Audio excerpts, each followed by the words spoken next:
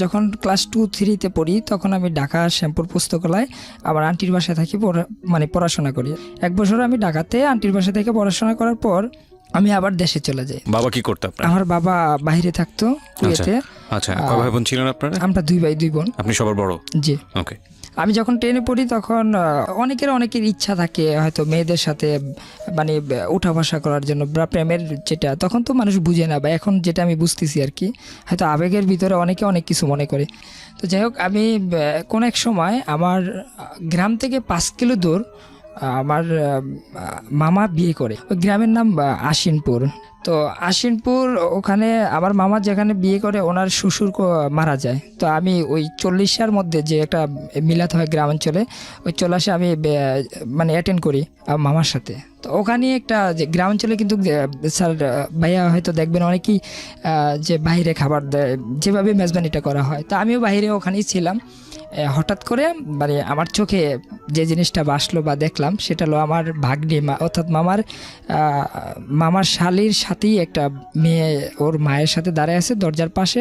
তা আমি আমার ভাবির সাথে কথা বলতেছি, তো হঠাৎ করে আমি দেখলাম যে ওখানে একজন মেয়ে দাঁড়ায় আছে আর কি। তো আমার কাছে ভালো লাগছে। তখন আমি ক্লাস 10-এ এসেছি, দেবো এরকম অবস্থায়। তো ভালো লাগার পরে আমি আমার ভাগ্নিকে বললাম, জিজ্ঞাসা করলাম, মানে আমি প্রথমে জিজ্ঞাসা করলাম এটা কে। পরে বললো ও তো আশিনপুর স্কুলের ভালো একজন স্টুডেন্ট। কেন? পরে আমি দুষ্টামি করলাম, মানে এই বয়সে ও ছিল আমার বয়সী, অর্থাৎ আমার ভাগ্নিও ছিল আমার বয়সী। তো ওনার সাথে আমি অনেক কথা বলার পর আমি ওখান থেকে চলে আসি। আমার কাছে ভালো লাগছে, বাস এতটুকুই। আমি মানে জিজ্ঞাসা করি আপনার নাম কি, তখন বলে আমার নাম তুলি। তো ওখান থেকে আসার পর আমি যখন আমাদের বাড়িতে আসি 1-1.5 বছর পর, ওর সাথে আর আমার কোনো যোগাযোগ হয় নাই। 1 থেকে 1.5 বছর পর আমি মেসেজের মাধ্যমে, ও একটা মেসেজ দেয়, সরি আমি না, ও আমার নাম্বার একটা মেসেজ দেয় বলতেছে মামা আমি কিন্তু আপনাকে চিনি। তো আমি বললাম আপনি মামা বললেন কেন? আপনি তো মানে সুহিলির মামা, সে কারণে আমি আপনাকে মামা বললাম। তো আমি বললাম না, আপনি তো মামা বলার কোনো অধিকার নাই, কারণ আমি আপনাকে চিনি না, জানি না। তারপরে উনি বললো, পরিচয় দিল, জানতে পারলাম, মেসেজই কথা হলো। তো যাক, এতটুকু পর্যন্তই। তো আমি আবার ভালো মোটামুটি একটু ক্রিকেট খেলতাম। তো আমাদের গ্রাম থেকে ওদের স্কুলে একটা ক্রিকেটের একটা অনুষ্ঠান হয়। তো ওখানে ক্রিকেট খেলেই যখন যাই তখন ওকে আমি দেখতে পাই যে ও খেলা দেখতেছে, বা ও এসে আমার সাথে কথা বলে। তখনই কথা হলো ফার্স্ট, যে কেমন আছেন, কী বিষয়ে, এরকম কথা হইতেছে। তো আমার যেহেতু প্রথম থেকেই ভালো লাগে, ওর মামা ডাকটা আমার কাছে ভালো লাগে না। তো আমি বললাম আপনারা কি ওদের খুব রিলেটিভ, মানে আমার মামার রিলেটিভ? কয় না, ওদের বংশ আলাদা, আমাদের বংশ আলাদা, হয়তো একসাথে চলি, ক্লাসমেট। তো আমি জিজ্ঞাসা করলাম আপনি পড়াশোনা কতটুকু, মানে কোন ক্লাসে পড়েন? তো বললাম আমি ক্লাস 8-এ পড়ি, আমার রুল 1। তাই আমি বললাম পিছনে 1 ছিল, তার মানে ক্লাস 1 থেকে 8 পর্যন্ত রুল 1, মেধাবী একজন ছাত্রী। তো এভাবেই কথা হয়, যোগাযোগ হইতেছে অনেকভাবে।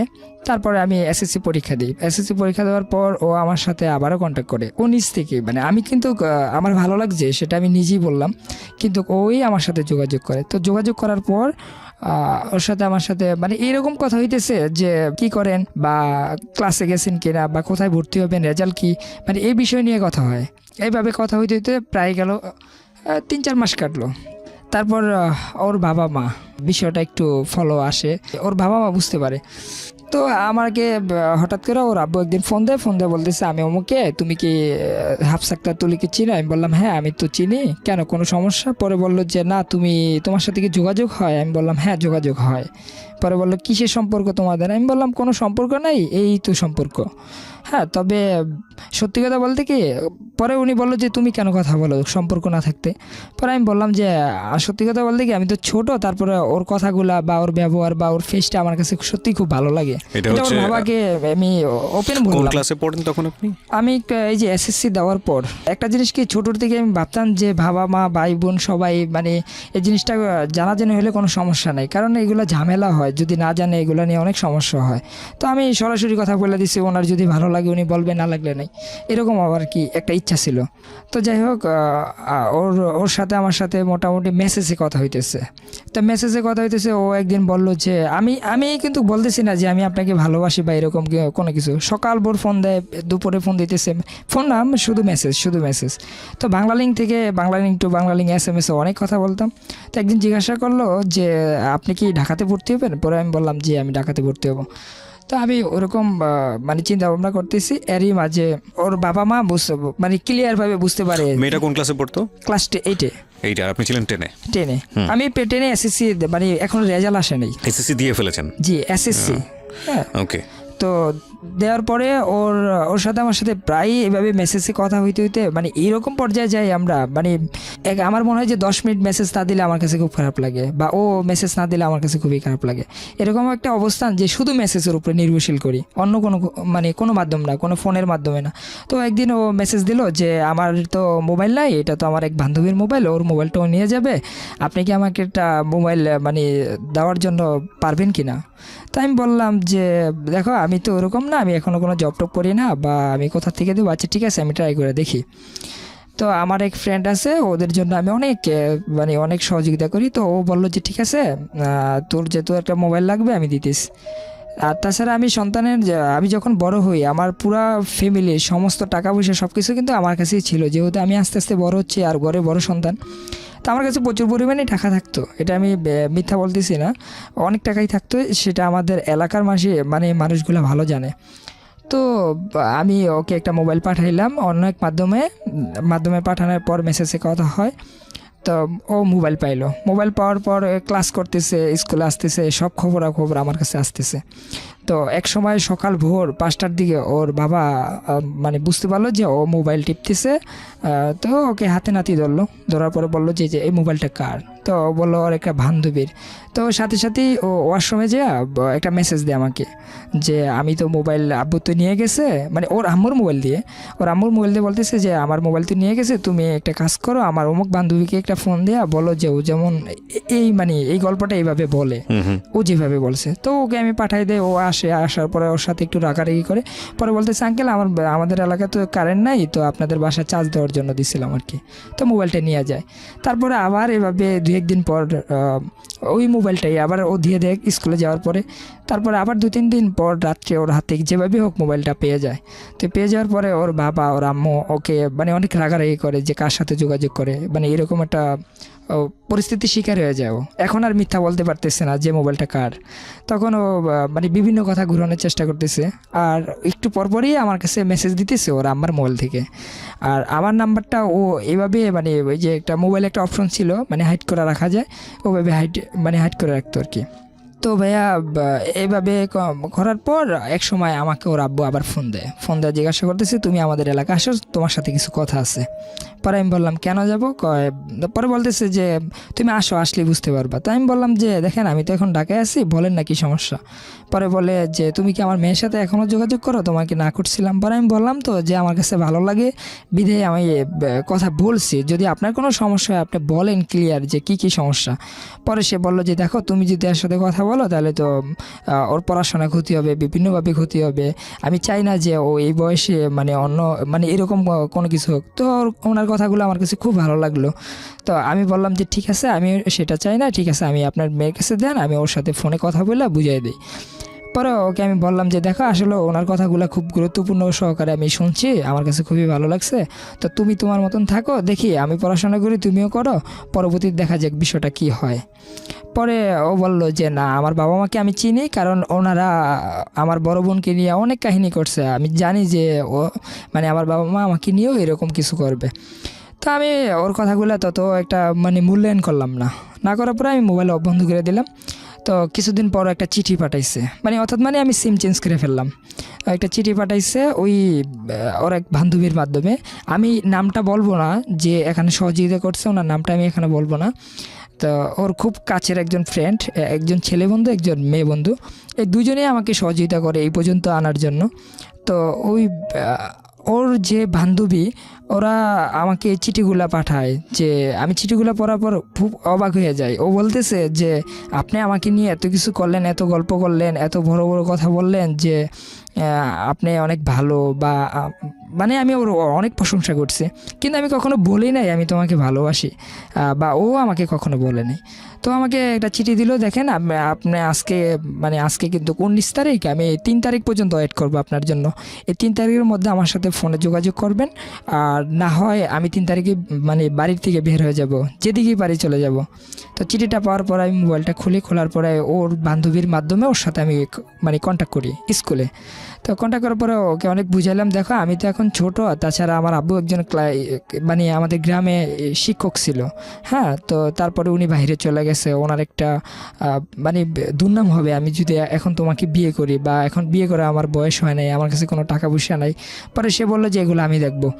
তাই আমি বললাম তুমি দেখবা মানে তোমার কাছে কি কোনো টাকা আছে? পরে বললো যে না, আমার কাছে কোনো টাকা নাই, কিন্তু যদি দুজনে হাত পাও তো ঠিক আছে, কোথায় না কোথায় যে একটা কাজ করব। তাই আমি বললাম এটা কোনো জীবনে বাণী হয় না, মানে আমি কিন্তু এখানে আমার নিজের ভালোর জন্য বলতেছি না, যেটা হয়েছে আমি স্যার ভাইয়া সেটাই বলতেছি। তো এরকম হওয়ার পর ওর সাথে আমার সাথে একটা ভালো মানে যোগাযোগ হয়ে যায় যে ঠিক আছে আমি 3 তারিখে ওর একটা আশ্বাস দিলাম। মানে ও এরকম কিছু করতেছে যে ও মারা যাবে বা একটু মানে অনেক কিছু মানে আমাকে ভয় দেখাইতেছে। তো আমি বললাম ঠিক আছে, তুমি কিছু বলার দরকার নাই, ঠিক আছে আমি তোমাকে 3 তারিখে নিয়ে যাব, তুমি টেনশন করো না, আমি ব্যবস্থা করতেছি। তো 3 তারিখে আমি বলছি ঠিকই, কিন্তু আসলে ওর সাথে আমি ধোঁকাবাজি করছি। আমি 3 তারিখে আর মোবাইল খুলি না, ও স্কুলে যায়, স্কুল থেকে রেডি হয়ে চলে আসবে, ব্যাগ ট্যাগ সব কিছু গুছিয়ে ও বাড়ি থেকে পালিয়ে আসবে, কিন্তু আমি আর ওর সাথে যোগাযোগ করি না। তো যোগাযোগ না করার পরেই ও একটা মন ভাঙা যায় যে ও আজকে আমি স্কুল থেকে চলে যাব, বা ওর বাবা মা ওরে কি করতেছে সেটা কিন্তু আমি বুঝতেছি না। তুলি তো এটা, জি এটা তুলি। তো তুলি স্কুলে ভালো ডাকনাম ওর, ও খুব নামাজি ব্যক্তি, তারপরে ভালো একজন স্টুডেন্ট। তো যার কারণে সবাই মানে তুলির একটু আলাদা একটু নজর থাকে। তো ওদের বাড়ি থেকে ওদের স্কুলটা 10 মিনিট হবে, হাই স্কুলটা। তো আমি না নেওয়ার কারণে ও আবার একটা চিঠি পাঠায় ওর বান্ধবীর মাধ্যমে যে আপনি আমার সাথে খুব দ্রুত দেখা করবেন। পরে আমি দেখা করি আমাদের একটা নদীর পার, ওখানে আমি ঢাকার থেকে যাই, যাওয়ার পরে খুব সকাল ভোর ও কোচিংয়ে আসতো। তো ওখান থেকে ও আমার সাথে এসে দেখা করে নদীর পারে। আসার পরে আমি বৈশা কথা বলতেছি, এই ফার্স্ট আমাদের মানে দেখা, মানে সরাসরি যে একটা সম্পর্কের মাধ্যমে আসা। তার আগে তো অন্যভাবে দেখা হয়েছে। ও আমাকে অনেকভাবে মানে ইমোশনালভাবে ব্ল্যাকমেল করে, তো আমার পায়ে ধরে কান্নাকাটি করে। মানে ফার্স্ট ও আমাকে আমার শরীরে টাচ করে, আমার পায়ে ধরেই পায়ে ধরে অনেক কান্নাকাটি করে যে না তুমি নিয়ে যাও। পরে আমি জিজ্ঞাসা করলাম, দেখো আমার দেখলে মনে হয় যে আমি কাউকে বিয়ে করতে পারবো বা ওরকম বয়স হয়েছে, আর তোমায় তো একদম মানে ও বাতাসের মতন এত পাতলা ছিল। তো ওর সাথে আমার সাথে পরে আমি আস্তে ধীরে মানে ওখান থেকে কাটার জন্য চেষ্টা করি, কিন্তু ওর যে বান্ধবী এরা সবাই মিলে বলতেছে না ভাইয়া আপনি এই কাজটা করেন, ওর ওর আব্বুর মানে নেচারগুলো আসলে ভালো না, হয়তো কোনো সমস্যা হয়ে যেতে পারে। তো পরে ওর সাথে আমার সাথে যে কমিটমেন্ট হলো, তো কমিটমেন্টের বললাম যে ঠিক আছে আমি তোমাকে নিয়ে যাব, সেটা হলো 20 তারিখে, আমি কথা দিলাম ঠিক আছে। তো ও আমাকে কী করলো, ও যে মানে বাড়ির থেকে কোরআন শরীফ আনছে সেটা আমি বুঝতে পারিনি বেগুরা। ও বললো আপনি এখানে উঁচু করেন। তা আমি ভাবলাম যে হয়তো উঁচু করতে বলছে, হয়তো উঁচু করে বলবো যে মানে সত্যি কথা বলেন। তা আমি উঁচু করছি, উঁচু করার পরে মানে ও ওখান থেকে কোরআন শিবাই না ব্যাকেট থেকে বললো যে আপনি এটা ধরে বলেন যে আপনি আমাকে নেবেন। তখন আমি মানে অনেকটা ভয় পেয়ে যাই, মানে এটা তো যেমন তখন আপনি এসএসসি পরীক্ষা দিয়েছেন, রেজাল্টও হয়নি, রেজাল্ট হয় না, তখন আমি খুব ভয়ে আছি যে এটা কেমন তোর বিষয়। তো আমি তখন ক্লাস 8-এ পড়ে, ক্লাস 8-এ পরে আমি বললাম যে ঠিক আছে তোমার কোনো এক সময় নেব, হ্যাঁ মানে কোরআন শিফ ধরে এটা বললাম। তো বললো যে আপনারা বললেন 20 তারিখে নেবেন। পরে আমি বললাম মানে একটু আমতামতা করতেছি, তখন ও অনেক কান্নাকাটি করে। পরে আমি বললাম যে ঠিক আছে, অনেক চিন্তা ভাবনার পর প্রায় 1.5 ঘন্টা চিন্তা ভাবনার পর আমি তখন মানে আমি বললাম কোরআন শিফে হাত দেওয়া লাগবে না, আমি তোমাকে নেব, এটাই হলো আমার মেন কথা। ঠিক আছে তাহলে তুমি একটা কাজ করে একটা মোবাইল নিয়ে যাও। তো ও একটা মোবাইল নিয়ে গেল, মোবাইলের মাধ্যমে ওর সাথে আমার সাথে মেসেজে কথা হইতেছে। তো সচরাচর আগের মতনই 2-3 দিন পর মোবাইলটা আবার ওর মা, হ্যাঁ এবার ওর মা যেভাবেই হোক এটা ওর কাছ থেকে মানে খুঁজে পায়। তো পাওয়ার পর ওর সাথে আমার সাথে আর যোগাযোগ হয় না। আর বিশেষ করে ওর যে বান্ধবীগুলো আছে ওখানে ওর সাথে মানে কারোর সাথে যোগাযোগ করতে দেয় না। তো 20 তারিখে সে আসবে কীভাবে? এখন আমি টেনশনে পড়লাম যে আসলে যদি আমি এখন না আনতে পারি বা ও যদি না আসে বা ওর সাথে একটা ঝামেলা হয়ে গেলে, ও তো বলছে মানে খুব দুর্ঘটনার কিছু ঘটাই ফেলবে। তো আমি খুব টেনশন করি। তখন ওর আম্মার নাম্বারে আমি ফোন দিই, পুরো বিষয়টা আমি খোলাখুলি বলি বিরতি নেব এখানে, প্রিয় শ্রোতা, ছোট্ট একটা বিরতি। আর যারা আজকে এই জীবন গল্প শুনে কোনো মন্তব্য করতে চান, কিছু বলতে চান, চলে আসবেন আমাদের ফেসবুক পেজে। আমাদের ফেসবুকের ঠিকানা www.facebook.com/iloveDhakaFM। ওকে, ওখানে গিয়ে আপনারা কমেন্টস করতে পারেন, ছবি দেওয়া আছে। আর আরেকটি বিষয় বলতে চাই, সেটা হলো যে জীবন গল্প অনুষ্ঠানটি শুনে যদি মনে হয় যে আপনার নিজের জীবন গল্প লাখ লাখ মানুষকে জানানো প্রয়োজন এবং আপনি জানাতে চান আপনার জীবন গল্প শত শত মানুষের অন্তরকে নাড়িয়ে দেবে, কাঁপিয়ে দেবে, বা কেউ কিছু শিখতে পারবে আপনার জীবন গল্প থেকে, so please you are most welcome to our channel. যেটা করতে হবে, ফোন দিতে হবে আমাদেরকে। আমাদের ফোন নাম্বারটি হচ্ছে 09611904904। আমি আবারও বলছি 0961190। করে ফেলে তখন তো আমাকে মানে আপনি দায়ী করবেন। তো আমি চাই না এরকম কোনো কিছু করার জন্য। যদি আমার ভালোবাসা সঠিক হয় সে অবশ্যই আসবে। এভাবে কথা বলার পর ওর বাবা এবং মা সবাই মিলে আমার একটু ভক্ত হয়ে যায় যে না, ছেলেটা হয়তো ভালো। হ্যাঁ, তো আমার সাথে ওরা যোগাযোগ করে। নায়ারগাঁও বাজার, মানে আমাদের বাড়ি থেকে একটা নদীর পার আছে, ওখান থেকে নায়ারগাঁও বাজার। তো নায়ারগাঁও বাজার ওর বাবা মা ভাই বোন সবার সাথে আমার ফার্স্টেতে কথা হয়। কথা হওয়ার পরে আমাকে ওরা যেভাবে বুঝাইলো যে ঠিক আছে এইভাবে তুমি করো। তো আমি দেখলাম যে এই বিষয়গুলো যদি এইভাবে করি তাহলে খুব সমস্যা, মানে যে ওনারা যে পদক্ষেপগুলো নিছে সম্পূর্ণ ওনাদের ভালোর জন্য, মানে আমাকে খারাপ বানার জন্য তুলির চোখে। তো জিনিসটা আমার কাছে খুব খারাপ লাগলো। তো যাই হোক ভাইয়া, ওখান থেকে আমি ওর সাথে আমার সাথে যোগাযোগ হয় ওর বান্ধবীর মাধ্যমে। তখন ও পুরা বিষয়টা বলে দিল যে আমার বাবা মার সাথে তুমি এগুলো বলছো, বাবা মা বললো যে তুমি খারাপ ছেলে এরকম, আর তোমাকে খুব ভালো ভালো বলছে এরকম কথা। তো আমার অনেক প্রচণ্ড জিদ উঠে যায়। তো আমি আবারও আমার এক বান্ধবীর মাধ্যমে ওকে আবারও একটা মোবাইল পাঠাই। তার মানে এই পর্যন্ত 3-4টা মোবাইল পাঠাইলাম। তো মোবাইল পাঠানোর মধ্যে ওর বাবা মা মোবাইলটা আবারও ধরে, মানে 2-3 দিন পর। আমি জানি না যে ওর কাছ থেকে কীভাবে এই মোবাইলগুলো পাইতো। তো মোবাইলগুলো ধরার পরে আমাকে ফোন দিয়ে অনেক গালাগালি করে। সে বলতেছে যে ঠিক আছে, তুমি যেহেতু আমাদের কথা রাখো নাই। আমি বললাম আপনি আমার কথা রাখেন নাই, আপনাকে বলছিলাম যে তুলিকে এগুলো বললেন না, কিন্তু আপনি বলে দিচ্ছেন। এখন আমার আর ওর মাঝে একটা ফাটল ধরাই দিছে, এই জিনিসটা কিন্তু আপনি ভালো করেন নাই। মানে এভাবে নিয়ে অনেক কথা হয়েছে। কথা হওয়ার পর থেকে ও বলতেছে যে ওর বাবা মা বলতেছে অনেক গালাগালি করে। তো গালাগালির পরে যে তুলিকে জিজ্ঞাসা করতেছে, তুলি জিশান তোমার কি হয়? তখন আমি মেসেজে কোনো একদিন তুলিকে বলছিলাম যে তোমার বাবা মাকে যদি আবার মোবাইল মানে তোমার হাত থেকে ধরে বা ধরে ফেলে, তখন তুমি বলবা যে ও আমার হাজব্যান্ড লাগে। তুমি এটা বলো, এর চাইতে আর বড় কিছু বলার দরকার নেই। তো ও কি করলো যে ও বলে ফেললো যে মোবাইল হাতে মানে ধরার পর বাবা মা ও বললো যে ও আমার হাজব্যান্ড লাগে। তো ওর বাবা মা আমাকে ফোন দিয়ে জিজ্ঞাসা করলো যে তুমি কি ওকে বিয়ে করছো? ও যদি বললো যে তুমি ওর হাজব্যান্ড, পরে আমি বললাম যে হ্যাঁ আমি বিয়ে করছি। আসলে বিষয়টা মিথ্যা। ওর বাবা এবং কি মা ওকে মানে অনেক জোরপূর্বকভাবে একটা ডিভোর্স লেটার পাঠাই দিল। মানে ওরা কখনো চিন্তা করলো না যে আসলে কাবিন নামা কোথায় কোথায় বিয়ে হয়েছে বা কিভাবে হয়েছে, কোনো গল্প নাই। শুধু একটা জোর করে একটা ডিভোর্স করে আমার মামার কাছে পাঠাই দিল। মামা আবার কী করলো, আমার আব্বুর কাছে দিল। আব্বু তখন বাইরে ছিল। তো এই খবর শোনার পর আব্বু তখন বাইরের থেকে আসে, আমি তো ঢাকাতেই ছিলাম। তো আসার পরে আমাকে জিজ্ঞাসা করতেছে তুমি কি বিয়ে করছো, আর বিয়ে করলা কবে, আর তোমার ওয়াইফ তোমাকে ডিভোর্স দিল কবে? বা আমি বললাম যে দেখেন আমি বিশ্বাস করেন যে আমি বিয়ে করি নাই, কিন্তু আমার বাবা মা কেউ বিশ্বাস করতেছে না। তখন ওর পরিবারের সাথে যোগাযোগ করলো যে আপনারা বসেন, এটা কেমন তোর বিষয়। কিন্তু ওর পরিবার বললো যে আপনাদের সাথে বসার তো কোনো মানে আমাদের কথাই না, আমরা কেন বসবো, বসা দরকার নেই। ও আমার মেয়েকে ফুসলাইয়া বিভিন্নভাবে বিয়ে করে ফেলছে, এখন আমরা ডিভোর্স দিয়ে দিচ্ছি। পরে আমার আব্বু বলছে যে ঠিক আছে আপনি যে ডিভোর্স দিয়ে দিচ্ছেন এটা কাবিন কই, আমার ছেলে তো বলতেছে বিয়েই করে নাই। পরে বলতেছে যে আসলে আপনার মেয়েও মিথ্যা বলছে, আমার ছেলেও মিথ্যা, মানে আপনার ছেলেও মিথ্যা বলছে, আমার মেয়েও মিথ্যা বলছে। তো সেই ক্ষেত্রে আমাদের কিছু করার ছিল না, ডিভোর্স দিয়ে দিছে। আমাদের ক্ষমতা সম্বন্ধে তো আপনি ভালো জানেন। এরকম অনেক রাগারাগি করে। ওর বাবা কি করতো? ওর বাবা রোডস অ্যান্ড হাইওয়ে সরকারি চাকরি করতো, কন্ট্রাক্টদার করতো। হ্যাঁ, এখনো আছে। আর ওর মা হলো স্কুলের ম্যাডাম। তো ওখানে আমার যে মানে ঘটনাটা ঘটে যে আমি বিয়ে করলাম না, একটা সমাজের মাধ্যমে আমি একটা হস্তনস্ত হয়ে গেলাম। অনেকে ফোন দেয়া মানে আমাকে বলে কি ব্যাপার, বিয়ে করলি কবে, ডিভোর্স কবে দিল, মানে এরকম একটা সমস্যা। তখন আমার মাথায় একটা বুদ্ধি আসলো যে এবার আমি ওকে নেব। হ্যাঁ, এবার ওকে আমি নিয়ে ওকে বিয়ে করব, যেহেতু ওর বাবা একটা ডিভোর্সই দিয়ে দিছে ওকে জোর করে। তো এখানে মানে কথা আসে যে ও যদি ডিভোর্স লেটার মধ্যে সাইন না দেয় কীভাবে ডিভোর্স হইলো, তো তুলির সাথে আমার সাথে যোগাযোগ হইব কীভাবে? এখন তুলি একটা মেসেজ দিল, একটা চিঠি পাঠাইলো, ওর বান্ধবীর মাধ্যমে, আর একটা মেসেজ দিল। তা আমি ওর কথা মতন ওখানে মোবাইল দিয়ে আসি। দিয়ে আসার পর ওখান থেকে চলে আসি। তারপরে তুলি ওদের এলাকারও লোক কিছু ছিল, হ্যাঁ, আমার সাথে অনেক সহযোগিতা করছে। তো ওখানে আমি মোবাইল দিয়ে আসি। তুলি তারপর দিনে মেসেজ দেয়, তোমার মোবাইল পাইছি, এখন পাইয়ে মেসেজ দিলাম, তো কেমন আছে কি বিষয়। তো ওর সাথে এইভাবে কথা হইলো। তখন ও আমাকে বলল, দেখো আমার এখন পরিবারের সাথে ভালো হইতে হইব, ভালো হইতে পারলে আমি স্কুলে চলে যাবো, আর স্কুল থেকে আমি পালিয়ে যাবো, এখান থেকে আমি পালাইতে পারবো না। তখন আমি বললাম যে কী করবো। তখন সে বলল যে ঠিক আছে, আমি বাবা মার সাথে যেভাবে হোক একটু মিল দিতেছি।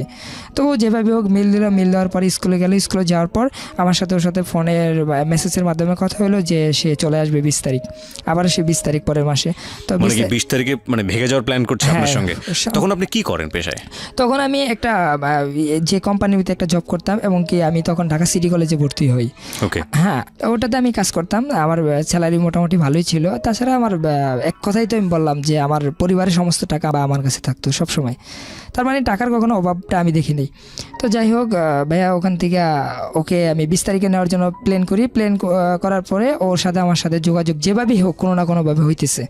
তো ও কি করলো যে 20 তারিখে ক্লাস করার পর যখন টিফিন দেয়, তখন আমাকে বলছে যে অমুক জায়গায় একটা গাড়ি রাখার জন্য। তো ঠিকই আমি যাই নাই, আমি বাড়িতে ছিলাম, গ্রামে ছিলাম। আমার ওই যে বন্ধু দুজন ছিল, ওই দুজন আরও কয়েকজন ছিল, ওরা গাড়ি নিয়ে মোটরসাইকেল নিয়ে ওখানে ওয়েট করছে। তুলি ওখান থেকে ব্যাগ টেক নিয়ে একবারে চলে আসে। তো চলে আসার পর ওকে অন্য কোথায় নিয়ে আমি লুকায় রাখি, যে আমি বলতে কি আমার জানা মতোই লুকায় রাখি, যে আমার এক কাজিনের বাসায় নিয়ে রাখি। তো রাখার পর তুলি ওখানে থাকে, ওর সাথে আমার সাথে ফোনে কথা হয় তখন। তো ওই দিনের রাত্রি ওর বাবা আমার নামে একটা মামলা দেয়, যেটা হলো নারী শিশু গুম কেস, যখন তার বয়স ছিল মাত্র 16+। হ্যাঁ, তো ওর যে বয়সের একটা ব্যবধানের মাধ্যমে বা বিভিন্ন মাধ্যমে আমাকে নারী শিশু গুম এমনকি নির্যাতন নামে একটা কেস দেওয়া হয়। তখন এই কেসগুলো দেওয়ার পরে ওর দুলাবে আসে আমাদের বাড়িতে রাত 2টা বাজে পুলিশ নিয়ে। তো আসার পরে পুলিশ আমাকে জিজ্ঞাসা করতেছে যে তুমি কি হাফসা আক্তার তুলিকে চিনো? আমি বললাম হ্যাঁ চিনি। পরে সে বলল যে ও কোথায়? আমি বললাম আমি তো জানি না, আমি তো একদম মানে আমি কিছুই জানি না। পরে ওনারা দেখলো, অনেকভাবে ট্রাই করলো, আমার বাড়িতে খোঁজাখুঁজি করলো, আমার বাবা মাকে জিজ্ঞাসা করলো। পরে বললো যে না, আমাদের সন্তান তো আমাদের বাড়িতেই ছিল, সে তো কোথাও যায় নাই, সারাদিন তো দেখলাম এখানে। হ্যাঁ, সে তো কোনো মেয়েকে আনে নেই। তো আমি বললাম আমার সাথে সম্পর্ক আছে, কিন্তু তারপরও বাট আমি ওকে নেই, মানে আমি মিথ্যা বলি। কারণ এগুলো কথা ছিল, সমস্ত প্লেন প্রোগ্রাম ছিল তুলি যেভাবে বলছে আমি ঠিক এইভাবেই কাজ করতেছি। তারপরের দিন ওর সাথে আমার সাথে ফোনে কথা হয়, তার মানে আমি 2-1 দিনের মধ্যেই বাড়ি থেকে চলে যাব, মানে তুলির কাছে যাব, এরকম একটা প্রোগ্রাম করতেছি। তো তারপরের দিন আমার আব্বুকে থানার থেকে ফোন আসে, মতলব দক্ষিণ থানার থেকে, যে আপনি একটু আপনার ছেলেকে নিয়ে আসেন। তো আমাদের থানা আবার মতলব উত্তরে, তো আমরা মতলব উত্তরে যাই। যাওয়ার পরে ওখানে ওসির সাথে কথা বলার পর সে বললো যে আপনি যদি ওখানে ছেলেটাকে নিয়ে যান সে তো অ্যারেস্ট করবে, তার মানে আপনি একটু চিন্তা ভাবনা করে যান। তো আমার আব্বু ছিল ইমোশনাল লোক। হ্যাঁ, উনি মানে অল্পতেই ভয় পেয়ে যেত। মানে যদিও উনি মাস্টার ছিল বা ওরকম, মানে একটা ভয়ের কিছু শুনলে উনি ভয় পেয়ে যেত। আসলে কিন্তু ভয় পাওয়ার লোক না উনি, কিন্তু ভয় পেয়ে যেত, মানসিকভাবে ভেঙে পড়তো। তো বললো যে আবার পুলিশ বাড়িতে আসবে, সমস্যা করবে না, আমি নিয়ে যাব। তো অনেকের কথা মানে অমান্য করে আমাকে ওখানে নিয়ে যায়। তো নিয়ে যাওয়ার পরে সাথে সাথে আমাকে অ্যারেস্ট করে। আমি যাওয়ার পরেই আমাকে কোনো কথা নাই, বাড়তে নাই, শুধু লকাবে নিয়ে আটকে রাখে, আর বলতেছে মেয়েটা কোথায় আছে তুমি বলো। তো আমি বললাম যে আমি জানি না। তো আমি তো জানি নাই বলতেছি, আমি তো আর কোনো কথা নাই, কারণ তুলি এগুলো শেখানো হয়েছে যে তোমাকে যদি যেভাবেই হোক তুমি কিন্তু কখনো বলবা না। তো আমি বলি নাই। তো না বলার পরে ওখানে অনেক ট্রাই করে আমাকে বিভিন্নভাবে, মানে বিভিন্ন ভয়ের মাধ্যমে, ওসি দারোগার মাধ্যমে বিভিন্নভাবে যে আমাকে জানার জন্য, আমার ফোন থেকে ট্র্যাকিং করে বিভিন্নভাবে জানার জন্য, কিন্তু কোথাও কোনো আমার স্কোপ মানে খুঁজেই পায় নাই যে আমি নিচে কিনে নেই, মানে তাদের দ্বিধাদ্বন্দ্ব পড়ে যায়। তখন আমি তুলিকে যখন চিঠি পাঠাইতাম বা ওই যে ফোনের মাধ্যমে কথা বলতাম বা মেসেজগুলো দিতাম, ওগুলো আমাকে দেখায়। তো আমি বললাম যে এখানে তো কোনো কথা নাই যে আমি নেব, এখানে এরকম কোনো কথাই নেই, আমি ওর সাথে সম্পর্ক এখনও আছে, কিন্তু ও কোথায় আছে আমি জানি না, মানে এরকম কথা বলতেছি। তো ওর বাবা মা ওখানেই থাকে আমার সাথে অনেক রাগে করে যে তুমি বলো যে কোথায় আছে। পরে আমি বললাম যে দেখেন, আপনাদেরকে অনেক বুঝাইছি, আপনারা বুঝেন নাই, না বুঝে হয়তো আমার মানিচিত্রটা নষ্ট করে ফেলছেন। আজকে একটা মামলা দিয়েছেন, মামলাটা না দিয়ে আপনি আমাকে ফার্স্টই বলতেন যে মেয়েটা কোথায় আছে, আপনি একটা মিনিট ফোন দিতেন, তাহলে তো এত সমস্যা হয় না। কিন্তু আপনি ফোন না দিয়ে একটা মামলা করে দিলেন, এখন আমি থানার মধ্যে আছি, এখন আমি জানলেও জানি না, মানে এইভাবে কথা বলছি যে যদি আমি জানি তারপর আমি জানবো না। তো ওসি আমাকে যাই করে, যেটা আসলে অনেকেরই বোঝার ধারণা আছে যে হয়তো যেহেতু আমার নামে কোনো মামলা হয় না, সে আমাকে কোনো টাচ করতে পারে না, তারপরও সে অনেকভাবে আমাকে মানে হস্তনস্ত করে যে এটা জানার জন্য যে তুলি কোথায় আছে। তো আমি তুলির সাথে যোগাযোগ বন্ধ হয়ে যায়, যেহেতু আমি থানায় চলে যাই, আমার কাছে যত টাকা পয়সা মানি ব্যাগ টেক ছিল, মোবাইল টোবাইল, এগুলো সব আমার আব্বুর কাছে দিয়ে দিই। আর আমি তো তখন আটকে গেলাম। তো তুলির সাথে আমাকে বললো যে আমার সোনার বাংলা কবিতাটা তুমি লেখো। তো আমি লিখলাম, লেখার পরে আমার হাতের মানে লেখাগুলা আর ওই যে তুলিকে আগে যে চিঠিগুলা পাঠাইতাম ওই কিছুটা ম্যাচ হয়ে যায়। তো ম্যাচ হয়ে যাওয়ার পরে বললো যে না তুমি নিছো, মানে ওসি ট্রাই করতেছে যে আসলে এটা কি সঠিক না। তখন আমি বললাম যে দেখেন আমি ওকে কখনো হাতের কোনো চিঠি দিই নাই, আমি চিঠি দিছি আমি সত্যি কথা বলে সম্পূর্ণ কম্পিউটারে মানে টাইপিং করে দিতাম, কারণ আমি ছোটোর দিকেই মানে কম্পিউটার বা মোবাইল টোবাইল এগুলো টাইপ করার জন্য অভ্যস্ত ছিলাম। তো আমি চিন্তা করতাম সবসময় যে কখনো আমার হাতের মানে লেখাগুলো কোথাও আমি রাখবো না, আমি যেটাই করবো সেটা কম্পিউটার মাধ্যমেই করব। তো আমি এগুলাই করতাম সবসময়।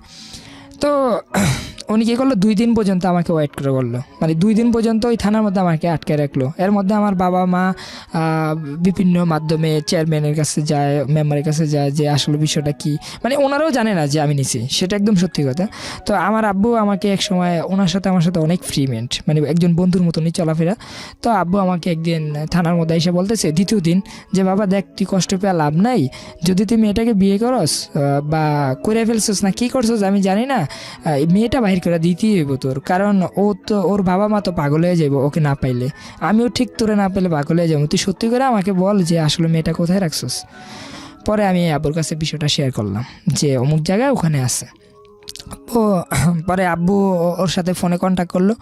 তো কন্ট্যাক্ট করার পরে সে আমার আব্বুকে বলতেছে, মানে বিভিন্নভাবে বুঝাইতেছে যে জিশান যেখানে গেছে, হয়তো আমি জিশানকে না করছিলাম যে থানা পর্যন্ত না যাওয়ার জন্য চলে আসতে, কিন্তু সে আপনাদের কথা বিবেচনা করে বাড়ির থেকে আসে নাই, বললো যে আমার বাবা মাকে এটা পুলিশে ঝামেলা করবো, একটু দেখি না। এই পর্যন্ত দেখতে দেখতে ও থানা পর্যন্ত চলে গেল। তো ঠিক আছে দেখেন জিশানকে কীভাবে বাইর করা যায় আর কীভাবে এটা সমাধান করা যায়, আমি সেভাবেই আছি। তবে এখন যদি আপনি মানে আমাকে আমার বাবা মার কাছে দিয়ে দেন তো হয়তো জিশানকে বাইর করতে পারবেন না, কারণ আমি বাবা মাকে খুব ভালো করেই চিনি, তাদের সাথে কমিটমেন্ট করেন ওকে বাইর করার জন্য, তারপরে আমি আসবো, তার আগে না।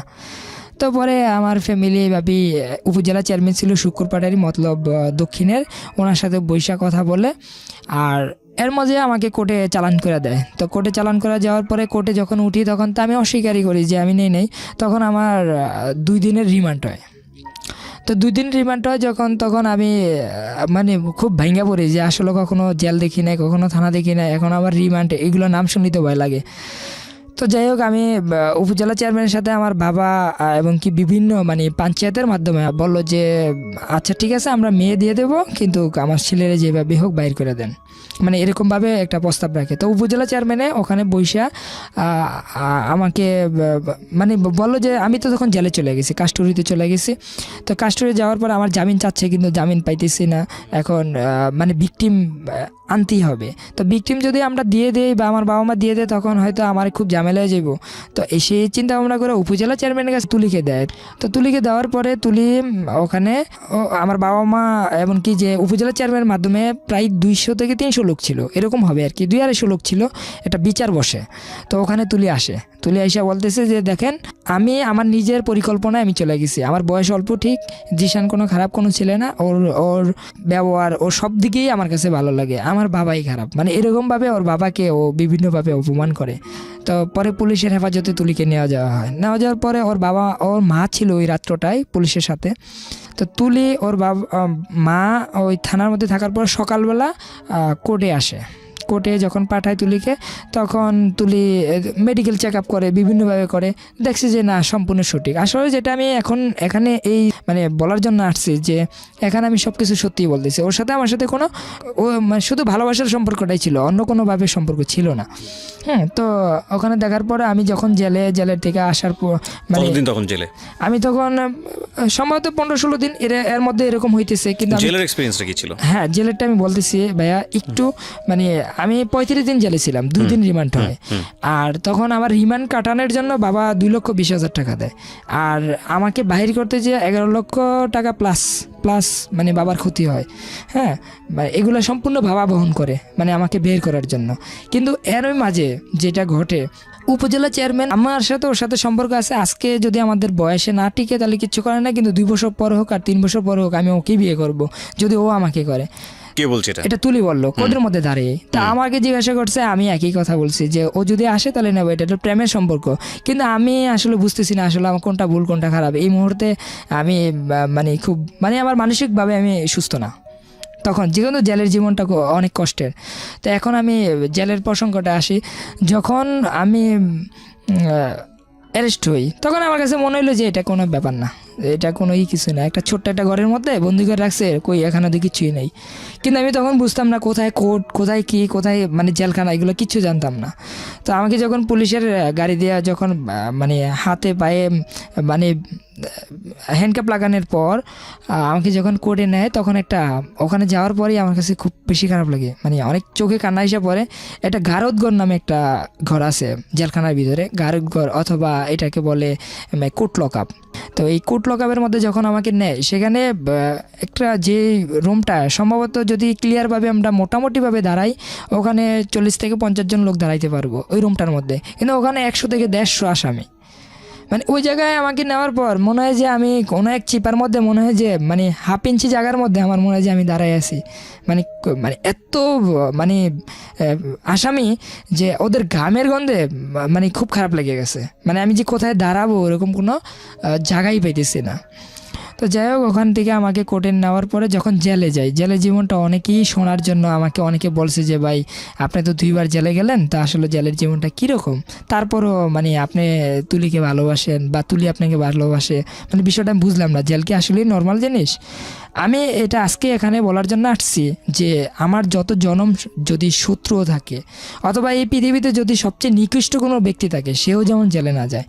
তখন মানে আমি জেলখানা যাওয়ার পর আমি প্রথম গেটে মানে গেট থেকে নামার পর একটা গাড়ি আসে, যে গাড়িটার মধ্যে মানে অতিরিক্ত লোক থাকে, মানে অনেক কষ্ট করে দাঁড়ায় থেকে ওই গাড়ি দিয়ে আমার চাঁদপুর থেকে মানে জেলখানা বাবুরহাট ওখানে নিয়ে যায়। তো নিয়ে যাওয়ার পরে প্রথম গেট থেকে আমি যখন ভিতরে ঢুকি, তখন পাওগুলা মানে যারা জেলে গেছে হয়তো তারা বুঝে, এটাকে বলে যে মানে ফাইল 4 জন করে বসাইবে, মানে একবারে মাটির মধ্যে বসতে পারবে না, পাগুলো উঁচু দিয়ে হাঁটু ভেঙে বসতে হবে।